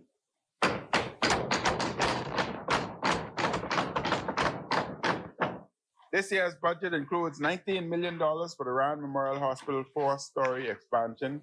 This is in addition to the new pharmacy, the new medical surgical unit, the new maternity ward, the new operating theaters, the new infectious disease ward, the new cafeteria, the new ICU, and the new children's ward that were completed under phase 1. Yeah. And yes, Mr. Speaker, I said completed. A committee has already been formed to assist in the design of phase 2. The government came to an agreement with Hutchinson for the purchase of the Grand Bahama Airport for $1, plus the assumption of a portion of staff-related costs. The acquisition was completed earlier this year. The government now has the full responsibility for the airport through the Grand Bahama Airport Authority.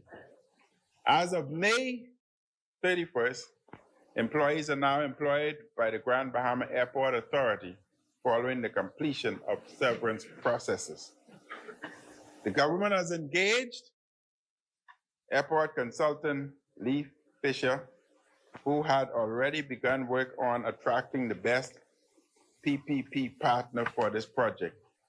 A new world-class Freeport International Airport is vital for the renewal of our second most populous island. And I am pleased to announce that the government has approved the new Discovery Bay project in Grand Bahama.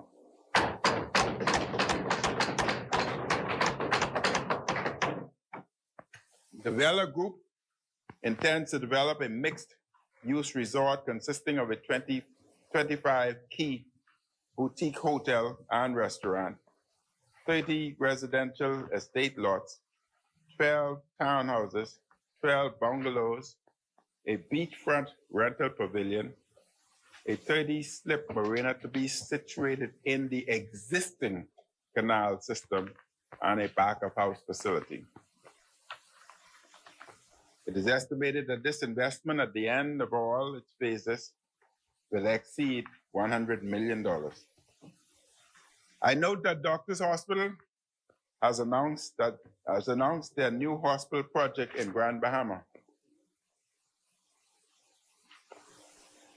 Work on this new private hospital will begin this year and is being done in partnership with Cleveland Clinic. I note the major renovations to Freeport Post Office, which began last October, are scheduled for completion this September. Mr. Speaker, a new school design for Inagua is completed.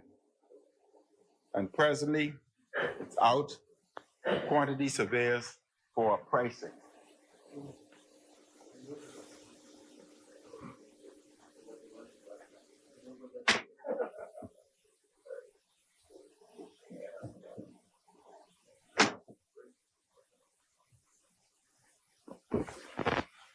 Mr. Speaker, this is the design for the new school in Inagua.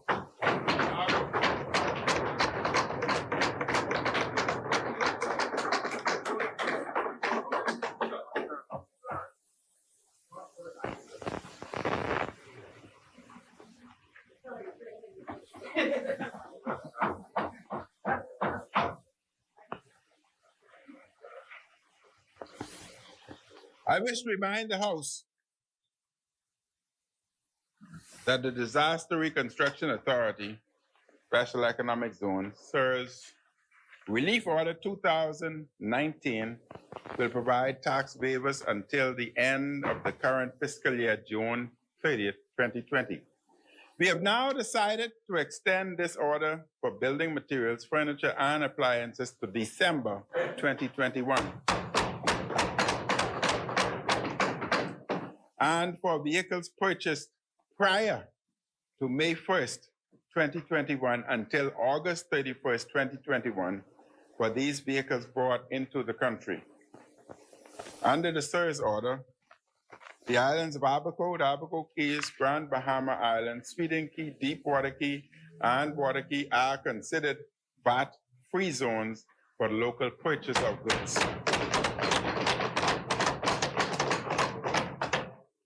In these disaster recovery areas, VAT-registered businesses are expected to waive VAT for all approved goods at the point of sale.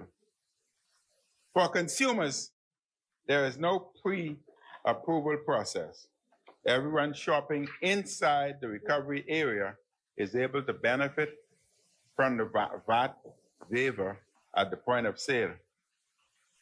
Mr. Speaker, the Bahamas Development Bank is focused on increasing access to capital and financial inclusion for all Bahamians. Yeah. As recommended by the Economic Recovery Committee, the Development Bank is actively pursuing projects and lending programs to utilize natural resources through expansion and diversification in the green, orange, and blue economies. Women, youth, people of disability, and those who are socially and economically disadvantaged are the focus of special lending programs. On the 22nd of April, 2021, Development Bank launched the Angliston Community Grant at a town hall meeting as a pilot to assess the interest of microfinancing. At the time of the launch, the total value of the allocated grant pool was $20,000 with grants up to $2,000 per person. The 26 respondents to the application showed that microfinance can support immediate economic diversification. Innovative businesses in agribusiness, food service, landscaping, manufacturing, and others will receive grants to help them grow.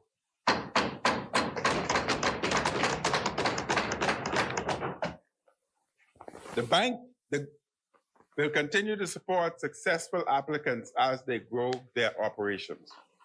And this grant, Mr. Speaker, will build the capacity of those entrepreneurs and contribute to greater financial inclusion in vulnerable communities. Given the interest and success of the pilot, Development Bank intends to hold a similar town hall meeting in neighboring constituencies beginning in St. Barnabas.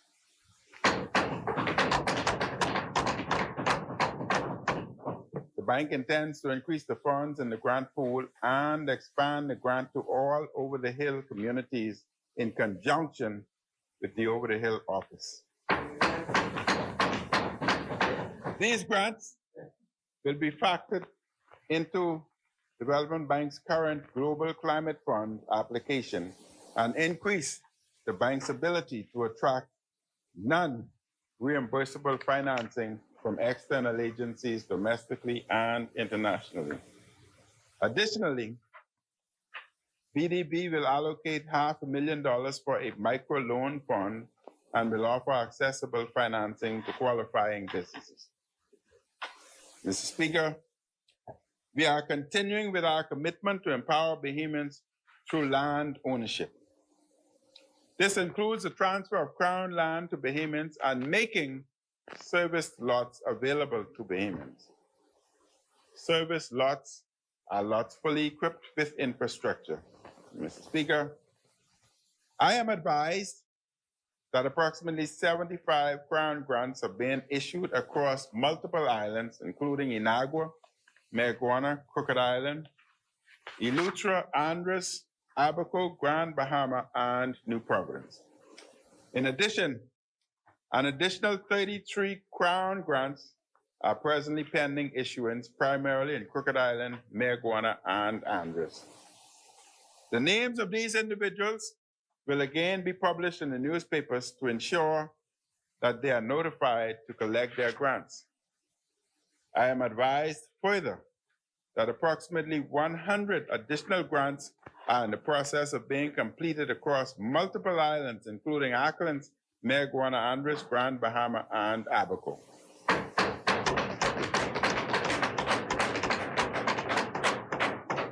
Mr. Speaker, the government previously shared information regarding the service lots initiative in Carmichael Road. Considerable progress has been made on phase 1, which will provide 102 properties to Bahamians with a combination of service lots and constructed homes.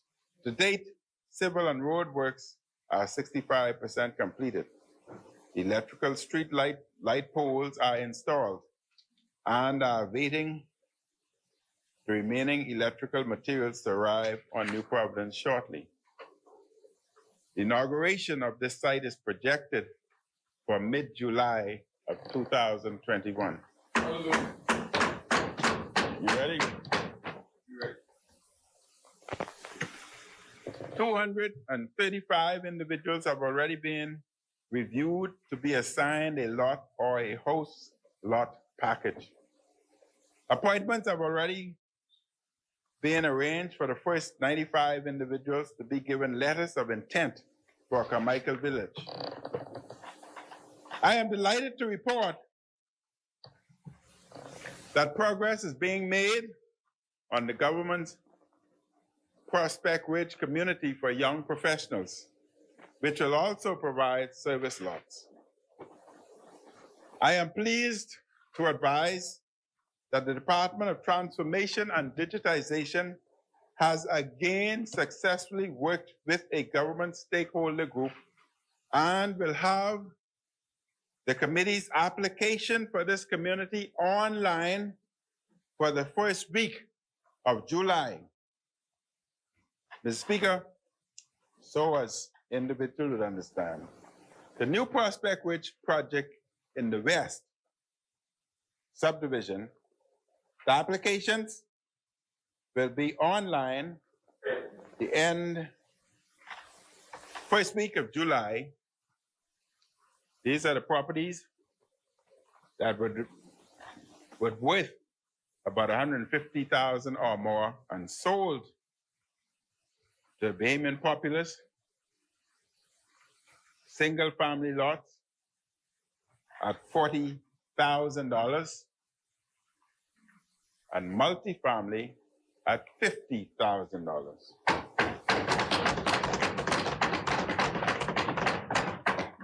The initial value of the lot is assessed at $150,000, which means you automatically have an equity of $110,000. Our experience in the West is that once the first home goes in such development, the property value moves from $150,000 to $180,000 and subsequently $220,000. But you would have received it with $40,000 and $50,000 respectively. We also note that this subdivision will have preschool to care for those within the area. And in addition to that,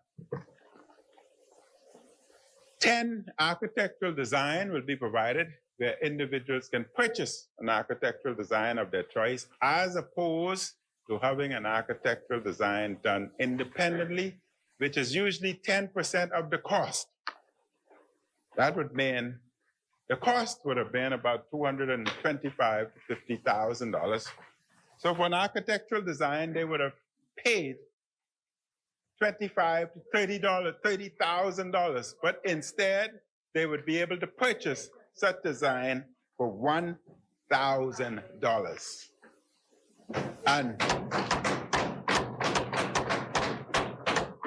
And Mr. Speaker, are they serious when they say it's not the people's time?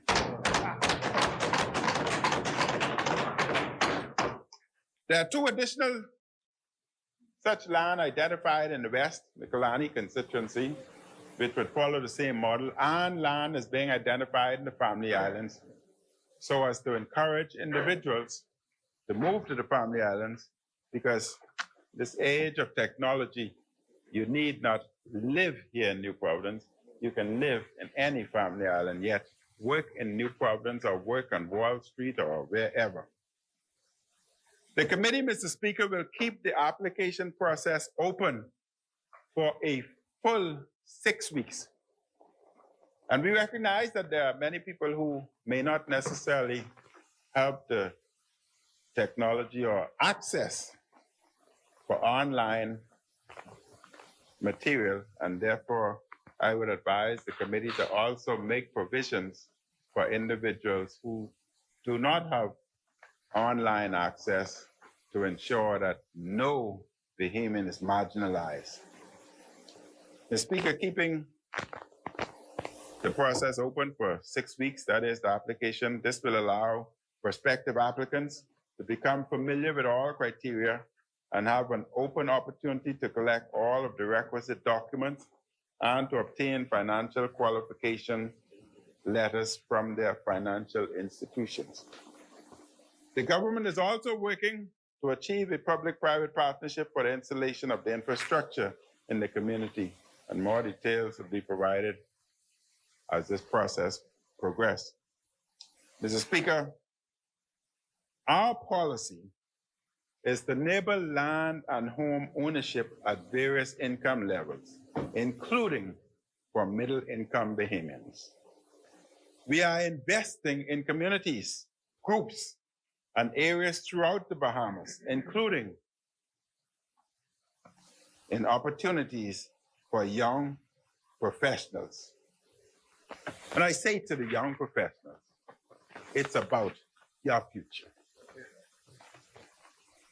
What are we doing now? Should be considered a pilot. What we are doing now should be considered a pilot. I have asked for an assessment to be made on all potential impact of a broader application of the policy. Some of the concessions being discussed for this community are not new, nor are they limited to individuals on new province. The government enacted the Access Affordable Homes Act in 2018. It is the same act by which Bahamians in Carmichael Village and subsequent government subdivisions throughout the entire Bahamas may receive concessions. And by the act, the amendments being debated as part of this budget exercise, applicants will be eligible to benefit from exemption from custom duties and excise tax in respect to the import or domestic purchase of any materials necessary for the construction of a dwelling, and for the furniture and appliances in respect of dwelling home, provided the home is completed and furnished within a period of 2 years from the date of approval by the minister. Allow the homeowner will also be exempted from real property tax for a period of 5 years from the date of the certificate of occupancy. Mr. Speaker, as I have indicated, other islands are also included in the service lots initiative. Exuma, because of what we're doing, Exuma will continue to grow, and it's essential that we provide accommodations for Bahamians who may want to move to Exuma.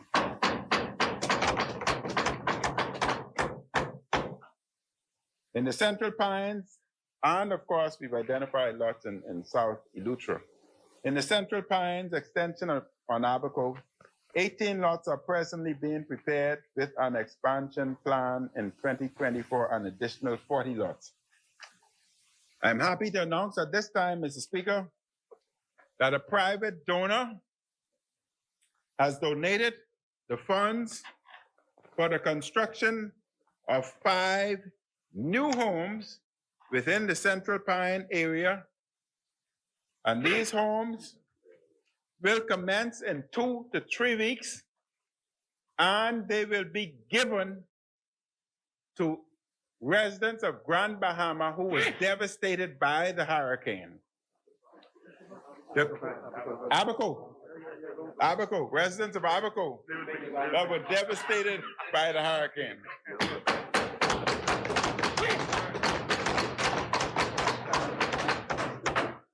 The cost to these residents for the new home will be $0 and 0 cents.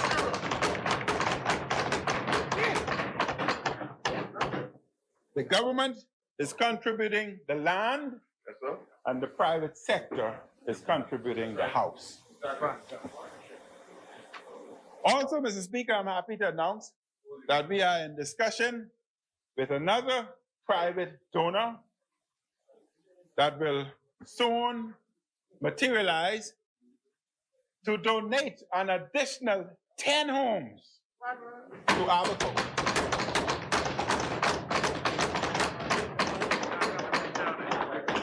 We have gotten the verbal commitment, and we are only awaiting finalization. Thank you. So 5 homes are to commence in 2 to 3 weeks that are to be given to Abaconians. This is a caring government.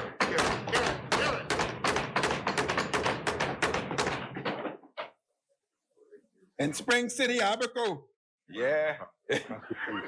in Spring City, Abaco, Mr. Speaker, 21 lots with homes are presently being prepared with the necessary works with an extension of an additional 115 lots in 2022.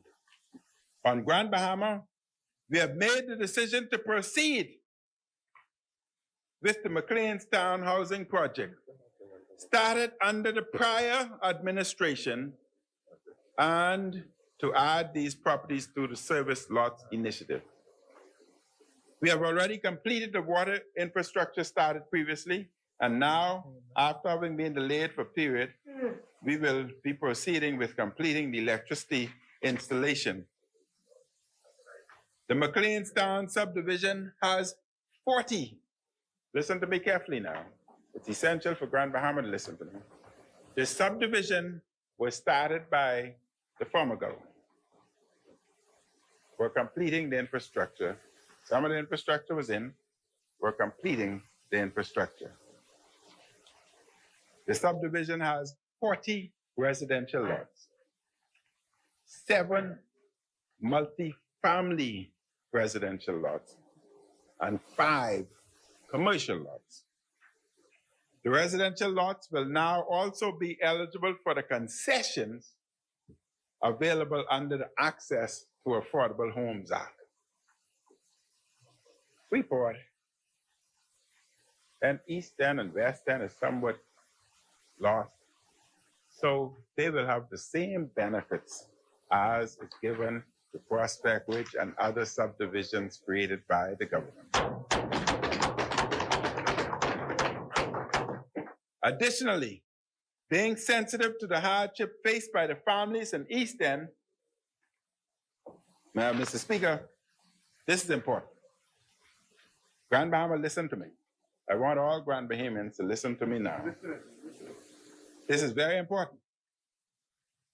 We understand the hardship that Grand Bahama has experienced during the recession, but Grand Bahama's recession commenced pre the world's recession. Grand Bahama was also hit with multiple hurricanes, inclusive of Dorian and COVID. So the economic hardship that would have been experienced by the Bahamas was even worse by Grand Bahama. And therefore, it's only fair that a government give Grand Bahama a better start. So the properties that were designed in the McLeanstown area, the size range from 13,000 to 20,000 square feet. The residential properties, 13,000 to 20,000 square feet, was assessed and to be sold by the former government at $10,000 to $20,000. But a caring government like us recognized the hardship that Grand Bahama has gone through, has decided to cut the cost by 50%.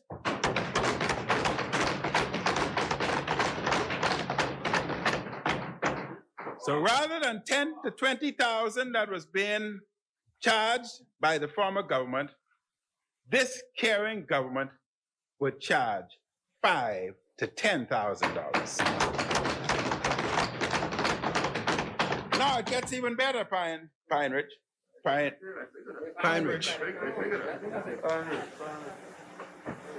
Multi-family lots, same subdivision. Vary in size from 18,361 square foot to 27,000 square foot. These were priced at $17,000 to $26,000 by the non-caring government. This caring government has slashed it by 50%.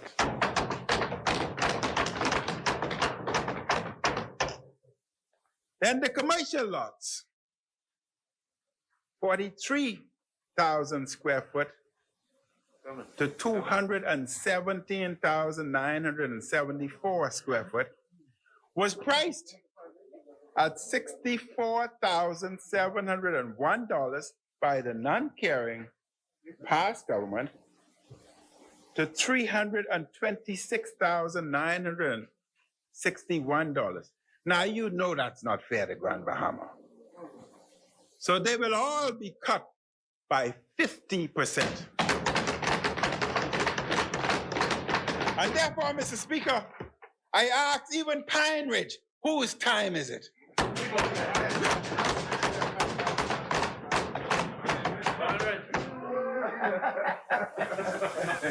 You always get a mention at the end.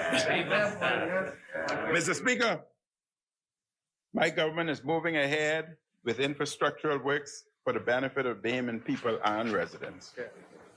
Gladstone Road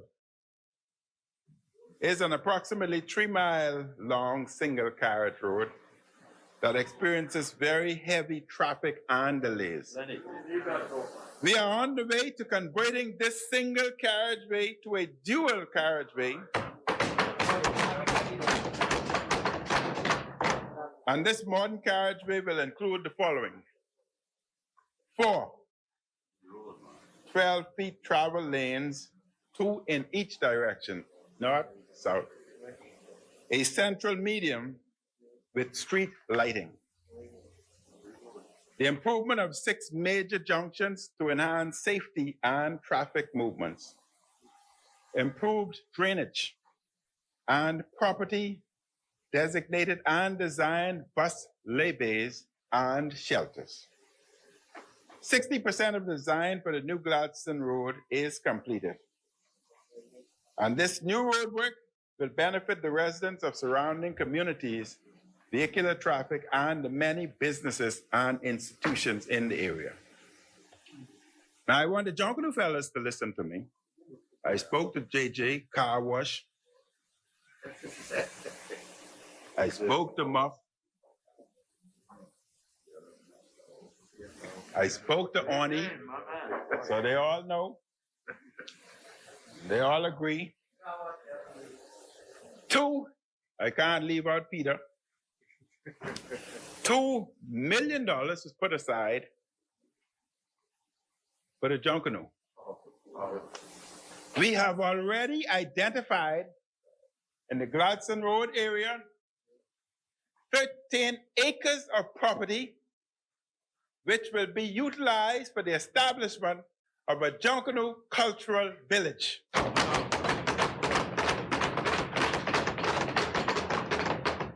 And this new roadway, upgraded Gladstone Road roadway, would facilitate easy access to our village so that they can see the history of the Saxons, the history of the valley, the history of one family. Who else, Michael?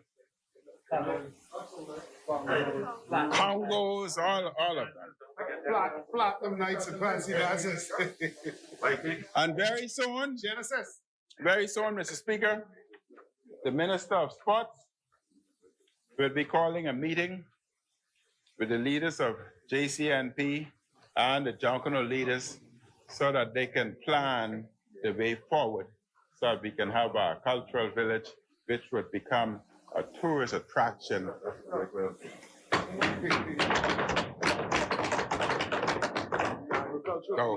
The agricultural village. Minister of Sports, I can say to you, I know my Junkanoo fellas. They can be downstairs waiting for you. so you better get ready for your meeting. Mr. Speaker, I wish to note 2 other iconic projects we are completing, which previous administrations were unable to complete for various reasons. The Glass Window Bridge and the surrounding scenic area are unique in the Bahamas. They will be redeveloped for the benefit of the residents of Eleuthera, Bahamians, and visitors. The Glass Window Bridge is in poor condition and a replacement has been needed for many, many years. The bridge only allows for single-lane traffic and has a restricted load capacity of only 12 tons. In early 2022, we plan to commence the construction of a new bridge. More details will be offered in months ahead. A new iconic and well-scenic design bridge will become a signature landmark and will include proper signage.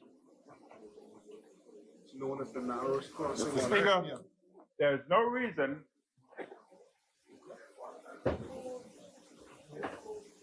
now, the existing ocean, one side, rough water, calm water. This bridge has always been problematic. We propose a new bridge. Look at that beautiful highway. Oh my God, you can't even beat that. New highway, the glass water bridge.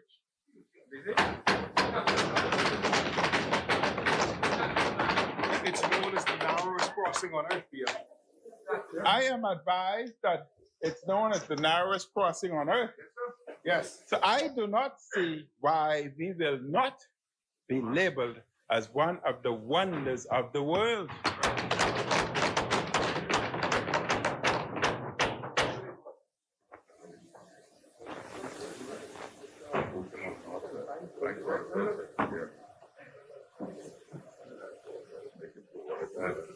Just to give you a better view. Knock in the rough stuff. Beautiful, beautiful. Futuristic.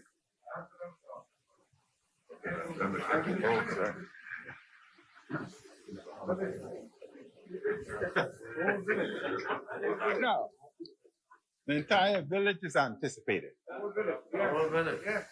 1 minute. Is that not a tourist attraction south Elutra?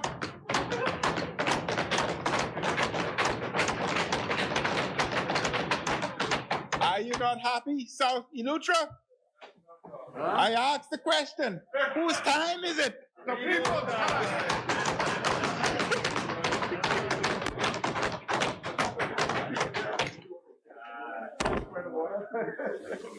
Now, Mr. Speaker, as I wind up, now punching time. Don't you look this way. Mr. Speaker.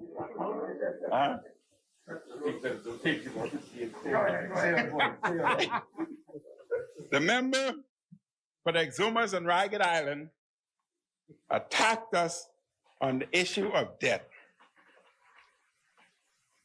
Like the leader of the opposition, he tried to blame most everything on this administration and very little on the virus.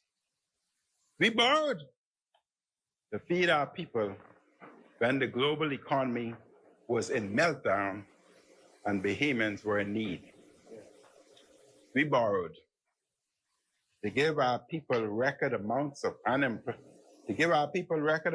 unemployment benefits so they could have some money in their pockets during a global public health crisis.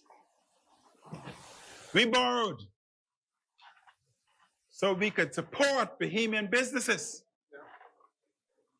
We borrowed, Mr. Speaker, to help our people get through these tough times as a caring government should do. Governments around the world took on debt to support their people. It was a common policy for survival. It was about saving lives. To not borrow would have meant leaving Bahamians to fend for themselves while the world's economy was in free fall. It is sad to listen to the opposition, Mr. Speaker. They have taken a cynical position. They criticize everything we do for political reasons, even if it is good for the people. In various countries, governments and oppositions came together in this crisis for common sense policies. Early in this crisis, this irresponsible opposition party moved away from consensus building. The opposition went as far as going against the public health emergency orders that saved so many lives. My. That was one of the most disgraceful political acts in our history since independence. We have used these legal measures to save lives.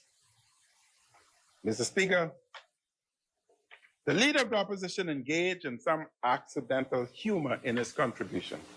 He tried to pretend to be some sort of agent of change, but this is laugh out loud. Loud and loud. The leader of the opposition is a relic of the old PLP. He's a symbol of the old guard PLP we defeated in 1992. No Bahamian should go back to that style of governance. There's no change with the PLP. He kept referencing his economic plan. The reality is that the PLP has no new plan. They have the same old playbook. It is the same playbook that has guided that side for decades. When they get in office, they forget the Bahamian people. We are the party that supports Bahamian businesses. We have pledged the historic sum of $250 million in small business funding over 5 years.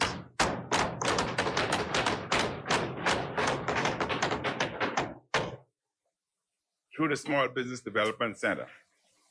We are supporting the hiring of employees and businesses through a tax credit. We are creating tax-free zones in the southern islands to spur on economic growth for Bahamians. We are spending $31 million on resilient and renewable energy projects for Bahamians. We are spending $70 million on a PMH expansion for the Bahamian people. We have a number of coordinated plans. And one of these is Accelerate Bahamas Recovery Plan. We have circulated it to Bahamians and laid the plan on the floor of the House. He likes to ask, where's the plan? After the plan has been clearly articulated over and over again. Mr. Speaker, I turn my attention to a matter brought up in this Parliament by the member for Angliston. She referred to an opinion article that was penned by a former contractual employee of the Ministry of Finance. I read that opinion piece, which was riddled with inaccuracies and misleading statements. I intended to ignore it as I questioned the motivation of the writer,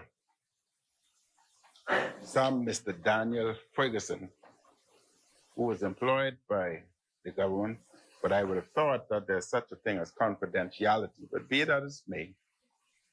But given the member opposite brought it up in Parliament, I will briefly respond. First of all, it is mind-boggling that any member of the opposition would raise questions about procurement practices, given the patterns during their embarrassing time in office.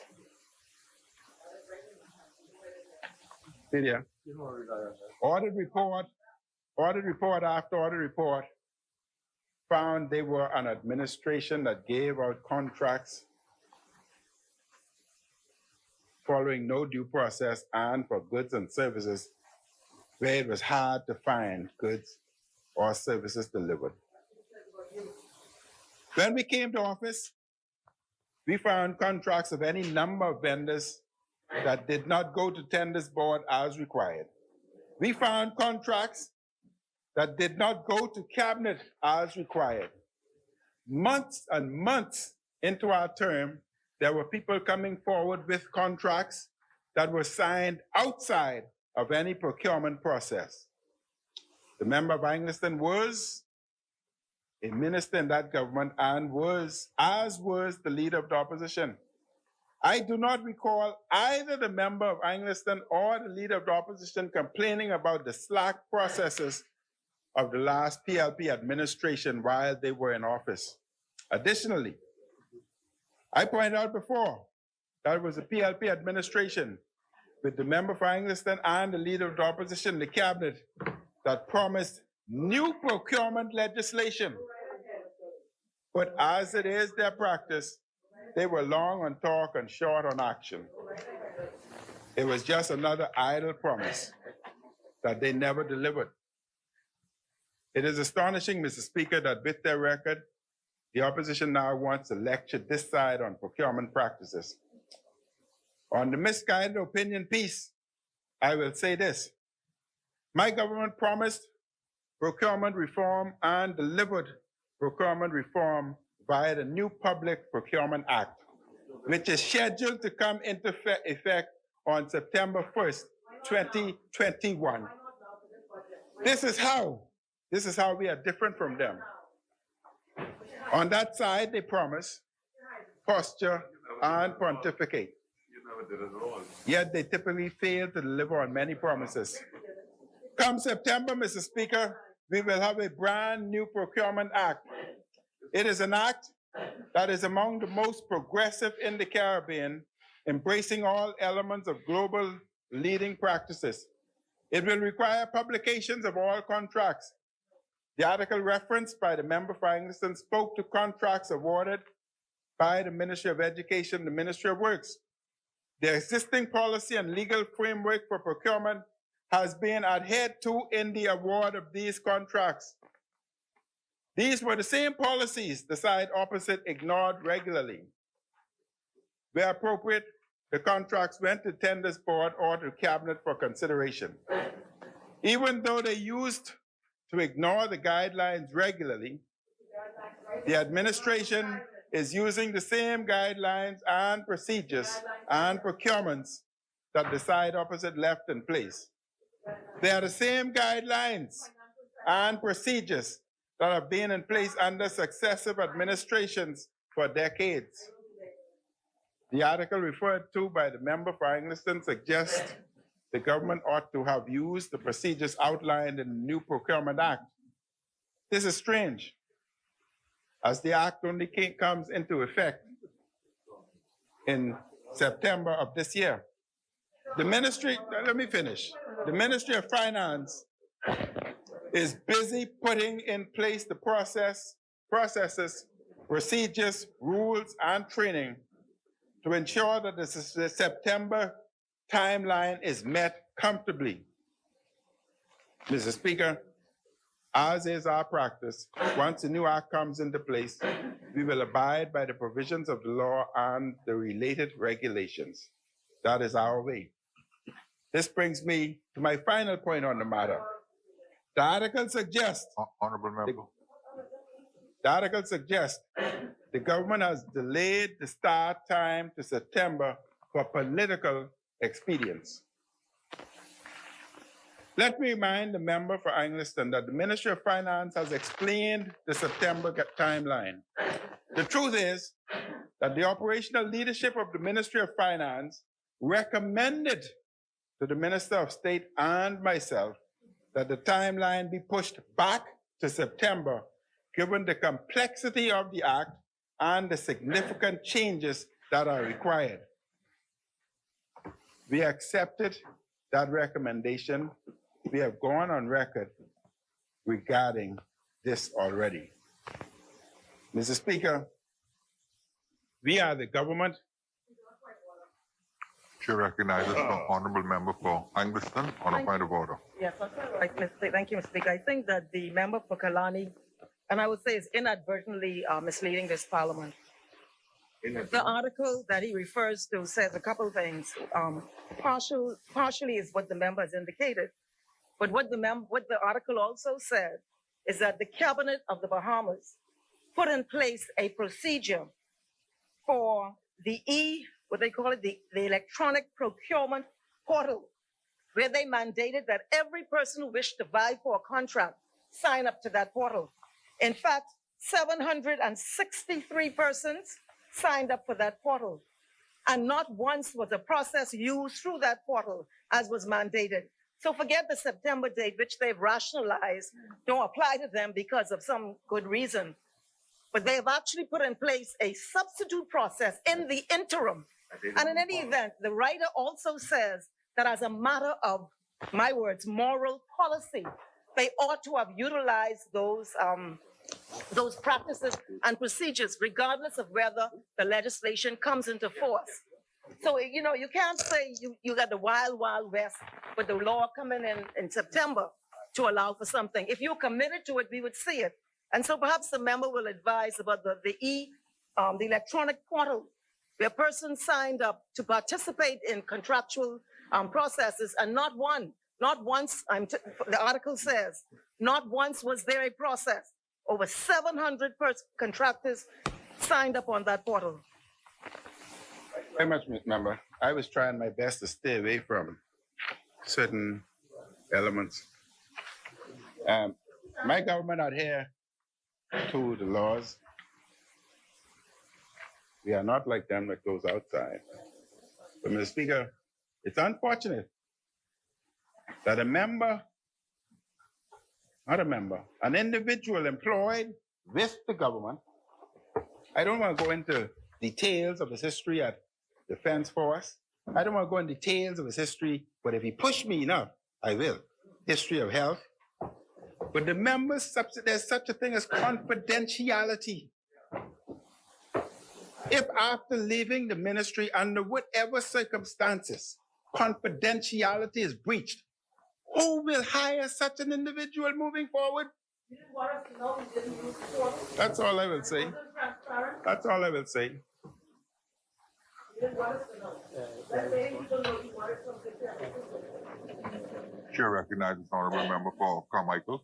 Speaker, on a point of order, the only thing I'm going to say is that the statement that the portal was not used is untrue. Thank you. Let me finish. That is an angry man. Let me finish. Mr. Ferguson is an angry man. The chair recognizes Honorable Member. The chair recognizes Honorable Member for Angleton. Thank you, Speaker. I invite the Prime Minister and the member for Kalani not to attack a private member who's not in this parliament to defend himself. I adopted the article. Finance, I adopted the article. Do not attack a private citizen in this house who is not here to defend themselves.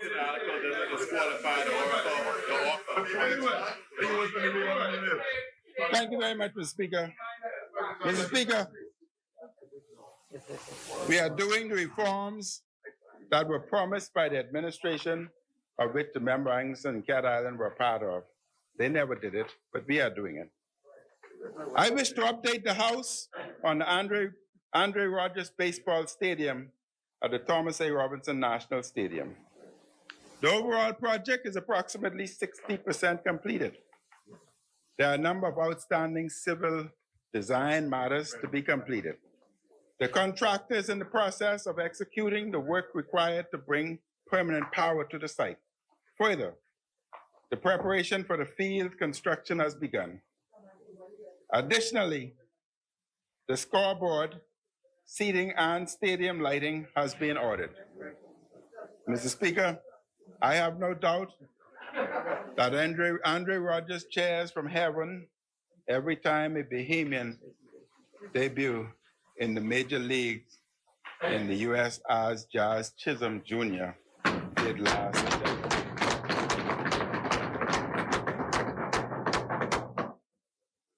And we all raise a collective cheer when Chisholm hits a home run.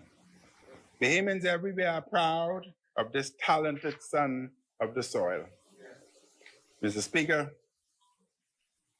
this is likely to be the last national debate before the next general election.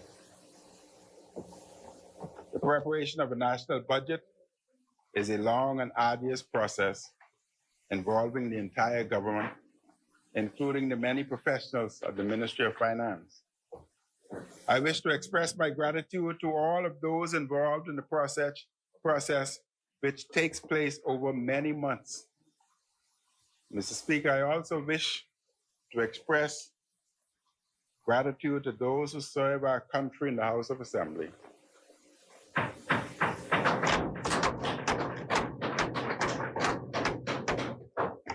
I thank you, sir, for your service to your country and to the House.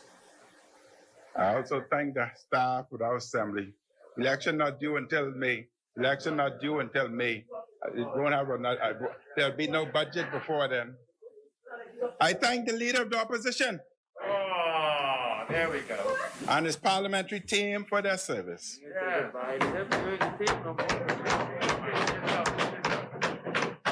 May I also thank my cabinet and my parliamentary colleagues.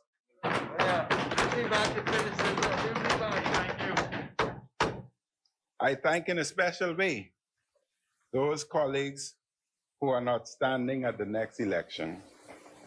I thank them for their services and their contribution.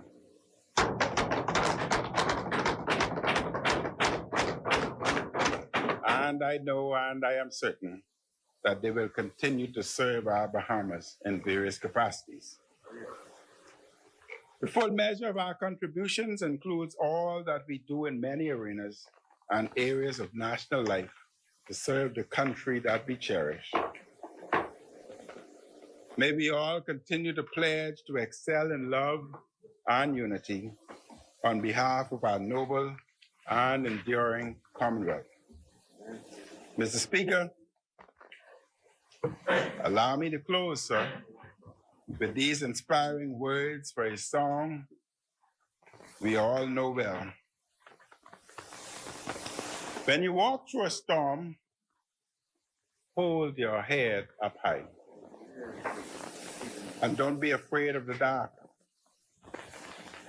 At the end of the storm, there's a golden sky and the sweet silver song of a lark. Walk on through the wind. Walk on through the rain. Though your dreams be tossed and blown, walk on. Walk on. With hope in your heart, and you'll never walk alone. You'll never walk alone. Walk on. Walk on. With hope in your heart, and you'll never walk alone. You'll never walk alone. We do not walk alone as a people, especially in times of peril, pandemic, and natural disasters. Whatever our differences, whatever our circumstances, our birth, affiliation, or creed, we share a commonwealth. We are a commonwealth of dreams, aspirations, and a shared land and national destiny. We do not walk alone because we have a mighty, awesome God who abides within and who walks with us. We also walk together in a spirit of love and unity. I would like to say to my constituents in Kalani, I cherish their support, and I seek their support again as we move into election season, official election due by May 10th of next year. Though they may not see me walking through the streets, my team, led by the chairman, Sterling Clare. Thank you, Sterling Clare. Moves through Thank you, Kevin. continuously So much for Kalani. while I continue my job throughout the entire Bahamas. Kalani has had great achievements and accomplishments. In Mount Pleasant, we have completed the basketball court and the cabana that was destroyed by a hurricane. In Gambia, we've completed roadworks, parks, speed bumps, cleanup, and even assisted with new home development there. As we move forward, it is our intention to construct new homes for those within the Gambia area, just as is being done in Abaco. In Tropical Garden, our road repair continued, the water lines are completed, and I'm advised that the road repairs would complete soon. I'm aware that we have challenges on our parks and tropical gardens, and this week a contract would be signed so that our swings and sliding boards in our parks would be refurbished. We paved the roads, the West Bay, which has been a great challenge for us continuously, and the new roundabout being constructed at Blake Road to improve our safety continues to advance. I've had a meeting just a week ago, 2 weeks ago, with the members of Kalani Shores.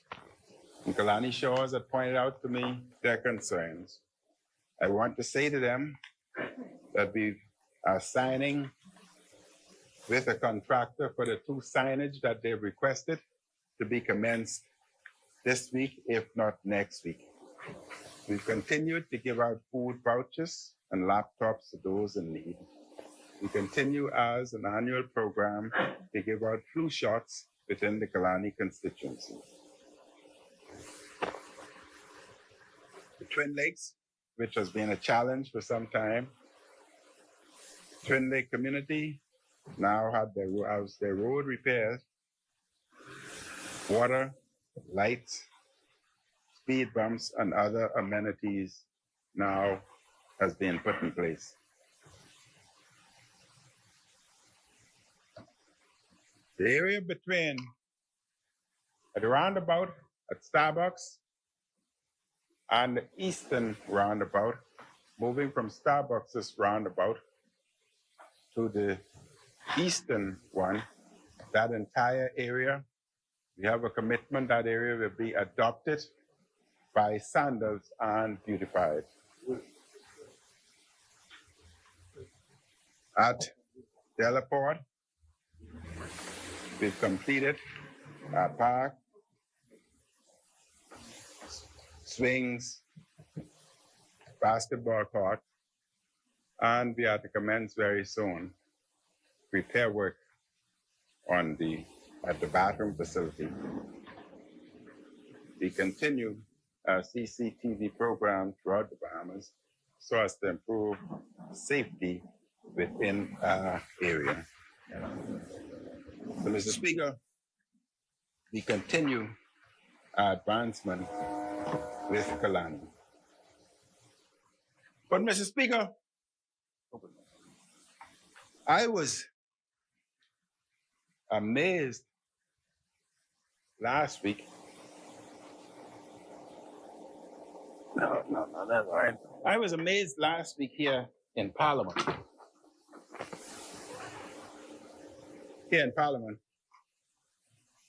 And the leader of the opposition had made a misstep. And the member of Angliston stayed and defended her leader, as should be done. I was amazed, Mr. Speaker, that the deputy leader, the deputy leader walked out. Walked out while the member for Angliston defended her leader and her leader tried to defend himself. The deputy leader walked out. Mr. Speaker, I have been taught that on a ship, The captain and the first mate must always remain. Go down Last four leadership. Let me finish. Exuma and Ragged Island has demonstrated no loyalty to his leader. But I am not surprised because he demonstrated no loyalty to me. He was my candidate for Exuma. And I looked on the TV and I saw him walking. I was more than shocked. In a yellow shirt, he abandoned me. But, Mr. Speaker, I want to close by telling him that I kept that shirt that belonged to him and I brought it here. I brought his shirt. His shirt is with him. Walk with dog.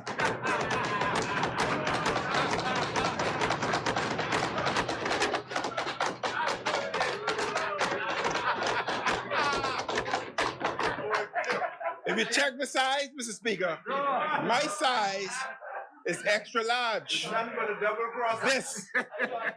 This is large. So, do I keep your shirt until you return, or do you want it now?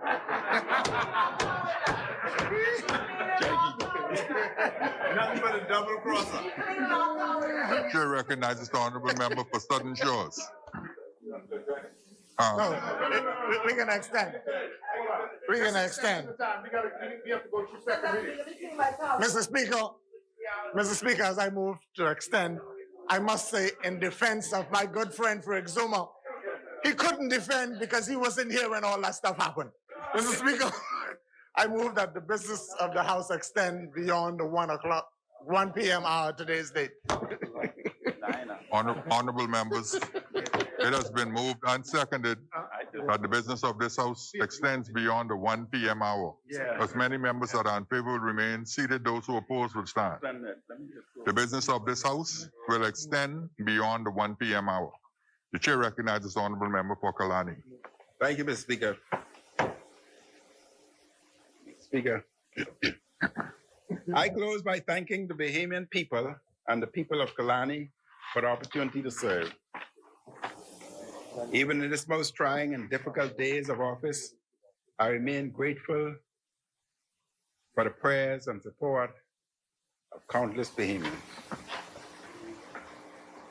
Through the grace and goodness of the Almighty God and the hard work, prayers, and hope of Bahamian people, the Bahamas is coming back. Yes. We are coming back stronger, more resilient, and more determined. We are coming back. May God continue to bless you, Mr. Speaker, and bless the members of the People's House. May God bless our Commonwealth of the Bahamas. I so move.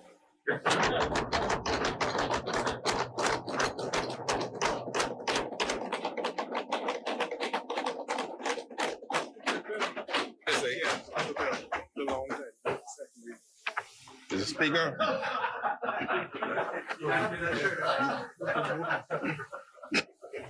Mr. Speaker, I'd like to move. Oh, and read all that. They got to move, make the move. Honorable members, The motion's on the floor. are you speaking on the motion, Cat Island? On a point of order? The chair recognizes the honorable member for Cat Island, Rumkey, and San Salvador. On a point of order. I coordinate the provision of the rules that speak to misrepresentation of members' contribution. Speaker, first of all, I note that we did not have a wrap-up, but rather a further contribution. Contribution to the debate. Right, and brand new contribution. And we just wondered whether we will not engage in that. But suffice it to say, Mr. Speaker, right, we and in my contribution, all of us on this side recognize, and I said it specifically in here, the impact that Dorian had on our communities. I also recognize the impact that the virus had on our communities. And I, Mr. Speaker, Honorable member. the point about it is that the members suggested that we did not acknowledge that the impact of those two twin crises. That's what he said. And he said all we did was criticize them in respect to that. And we did no such thing. What we did, Mr. Speaker, is point out the state of play before those two crises upon which they are explaining the present condition. And our position was that things do not have to be as bad as it was if they had did what they ought to have done two plus years into their administration. And we identified that, Mr. Speaker. It had nothing, we did not in any way diminish. And we said, Honorable member. Speaker, Honorable what member. our criticism was that they managed both crises. Honorable member. Honorable member. When you began, I recognize the statement that you made that in wrapping up, a member should not bring up new matters, but there was no objection. No, There was no objection. I agree that, Mr. Speaker. So, No, I just make the observation. so I don't, and nor do I. My point of order is not related to that, but rather in his characterization of our contribution to this debate, where we pointed out the mismanagement of our economy prior to Dorian and virus. So, And we pointed all of that. honorable member. So you are on a point of clarification based on what you presented in your speech, as opposed to a point of order. You're on a point of clarification. And Yes, Mr. Speaker. They misrepresented what I had to say. The Prime Minister did. And what I'm saying, Mr. Speaker, what I pointed out, contrary to what the Prime Minister conveyed, we pointed out that things were bad before Dorian. Yeah. And in fact, Mr. Speaker, I recall being chastised by the then Deputy Prime Minister, Deputy Prime Minister, Speaker. Honorable members. Please. Honorable members. Honorable members. Honorable members. First of all, if a member raises on a matter that was raised in a contribution that he made, he should be given the opportunity to make clarification. The chair is responsible to determine whether that member is abusing that privilege in terms of the length of his explanation, or whether or not he may try to introduce some new matter in his explanation. It is not for any member to be suggesting from his seat that this is an abuse of the process. If the chair feels that the member has a right to explain. Now, if I determine that in his explanation, he is abusing the process or he is prolix in his presentation, the chair will make a determination.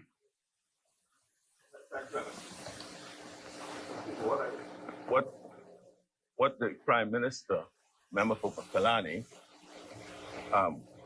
conveyed to this Parliament and to the nation in his swan song, if I could just add that, is that we discounted, we blamed them, and we discounted the impact of both Dorian and COVID on the state of play today. Contrary to that, Mr. Speaker,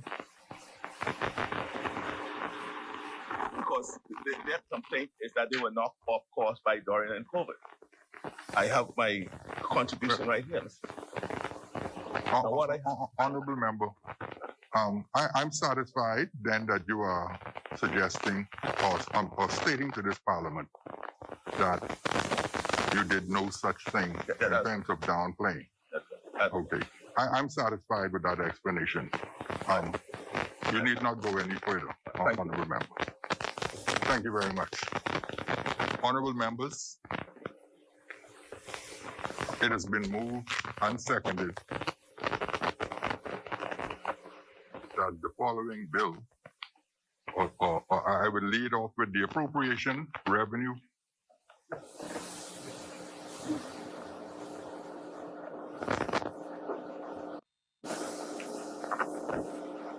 That the following bill be read a second time and committed. A bill for an act for the appropriation of diverse sums of money for and towards defraying the expenses of the government of the Commonwealth of the Bahamas on the revenue account for the financial year commencing the 1st of July 2021 and ending the 30th of June 2022. As many members that are in favor remain seated, those who oppose will stand. Order that the bill be read for a second time and committed. A bill for an act for the appropriation of diverse sums of money for and towards defraying the expenses of the government of the Commonwealth of the Bahamas on revenue account for the financial year commencing 1st of July 2021 and ending the 30th of June 2022. Honorable members, I have a number of bills here for the second reading. For the second reading and committal of bills. We have 15 more bills to go through. Mr. Speaker, I now move that the business of the House suspends for the luncheon break, and we will return at 3 p.m., at which time we will continue. Thank you. Honorable members, it has been moved and seconded that the business of this House be suspended until 3 p.m. this afternoon. As many members that are in favor would remain seated, those who oppose would stand. Honorable members, the business of this House stands suspended until 3 p.m. this afternoon.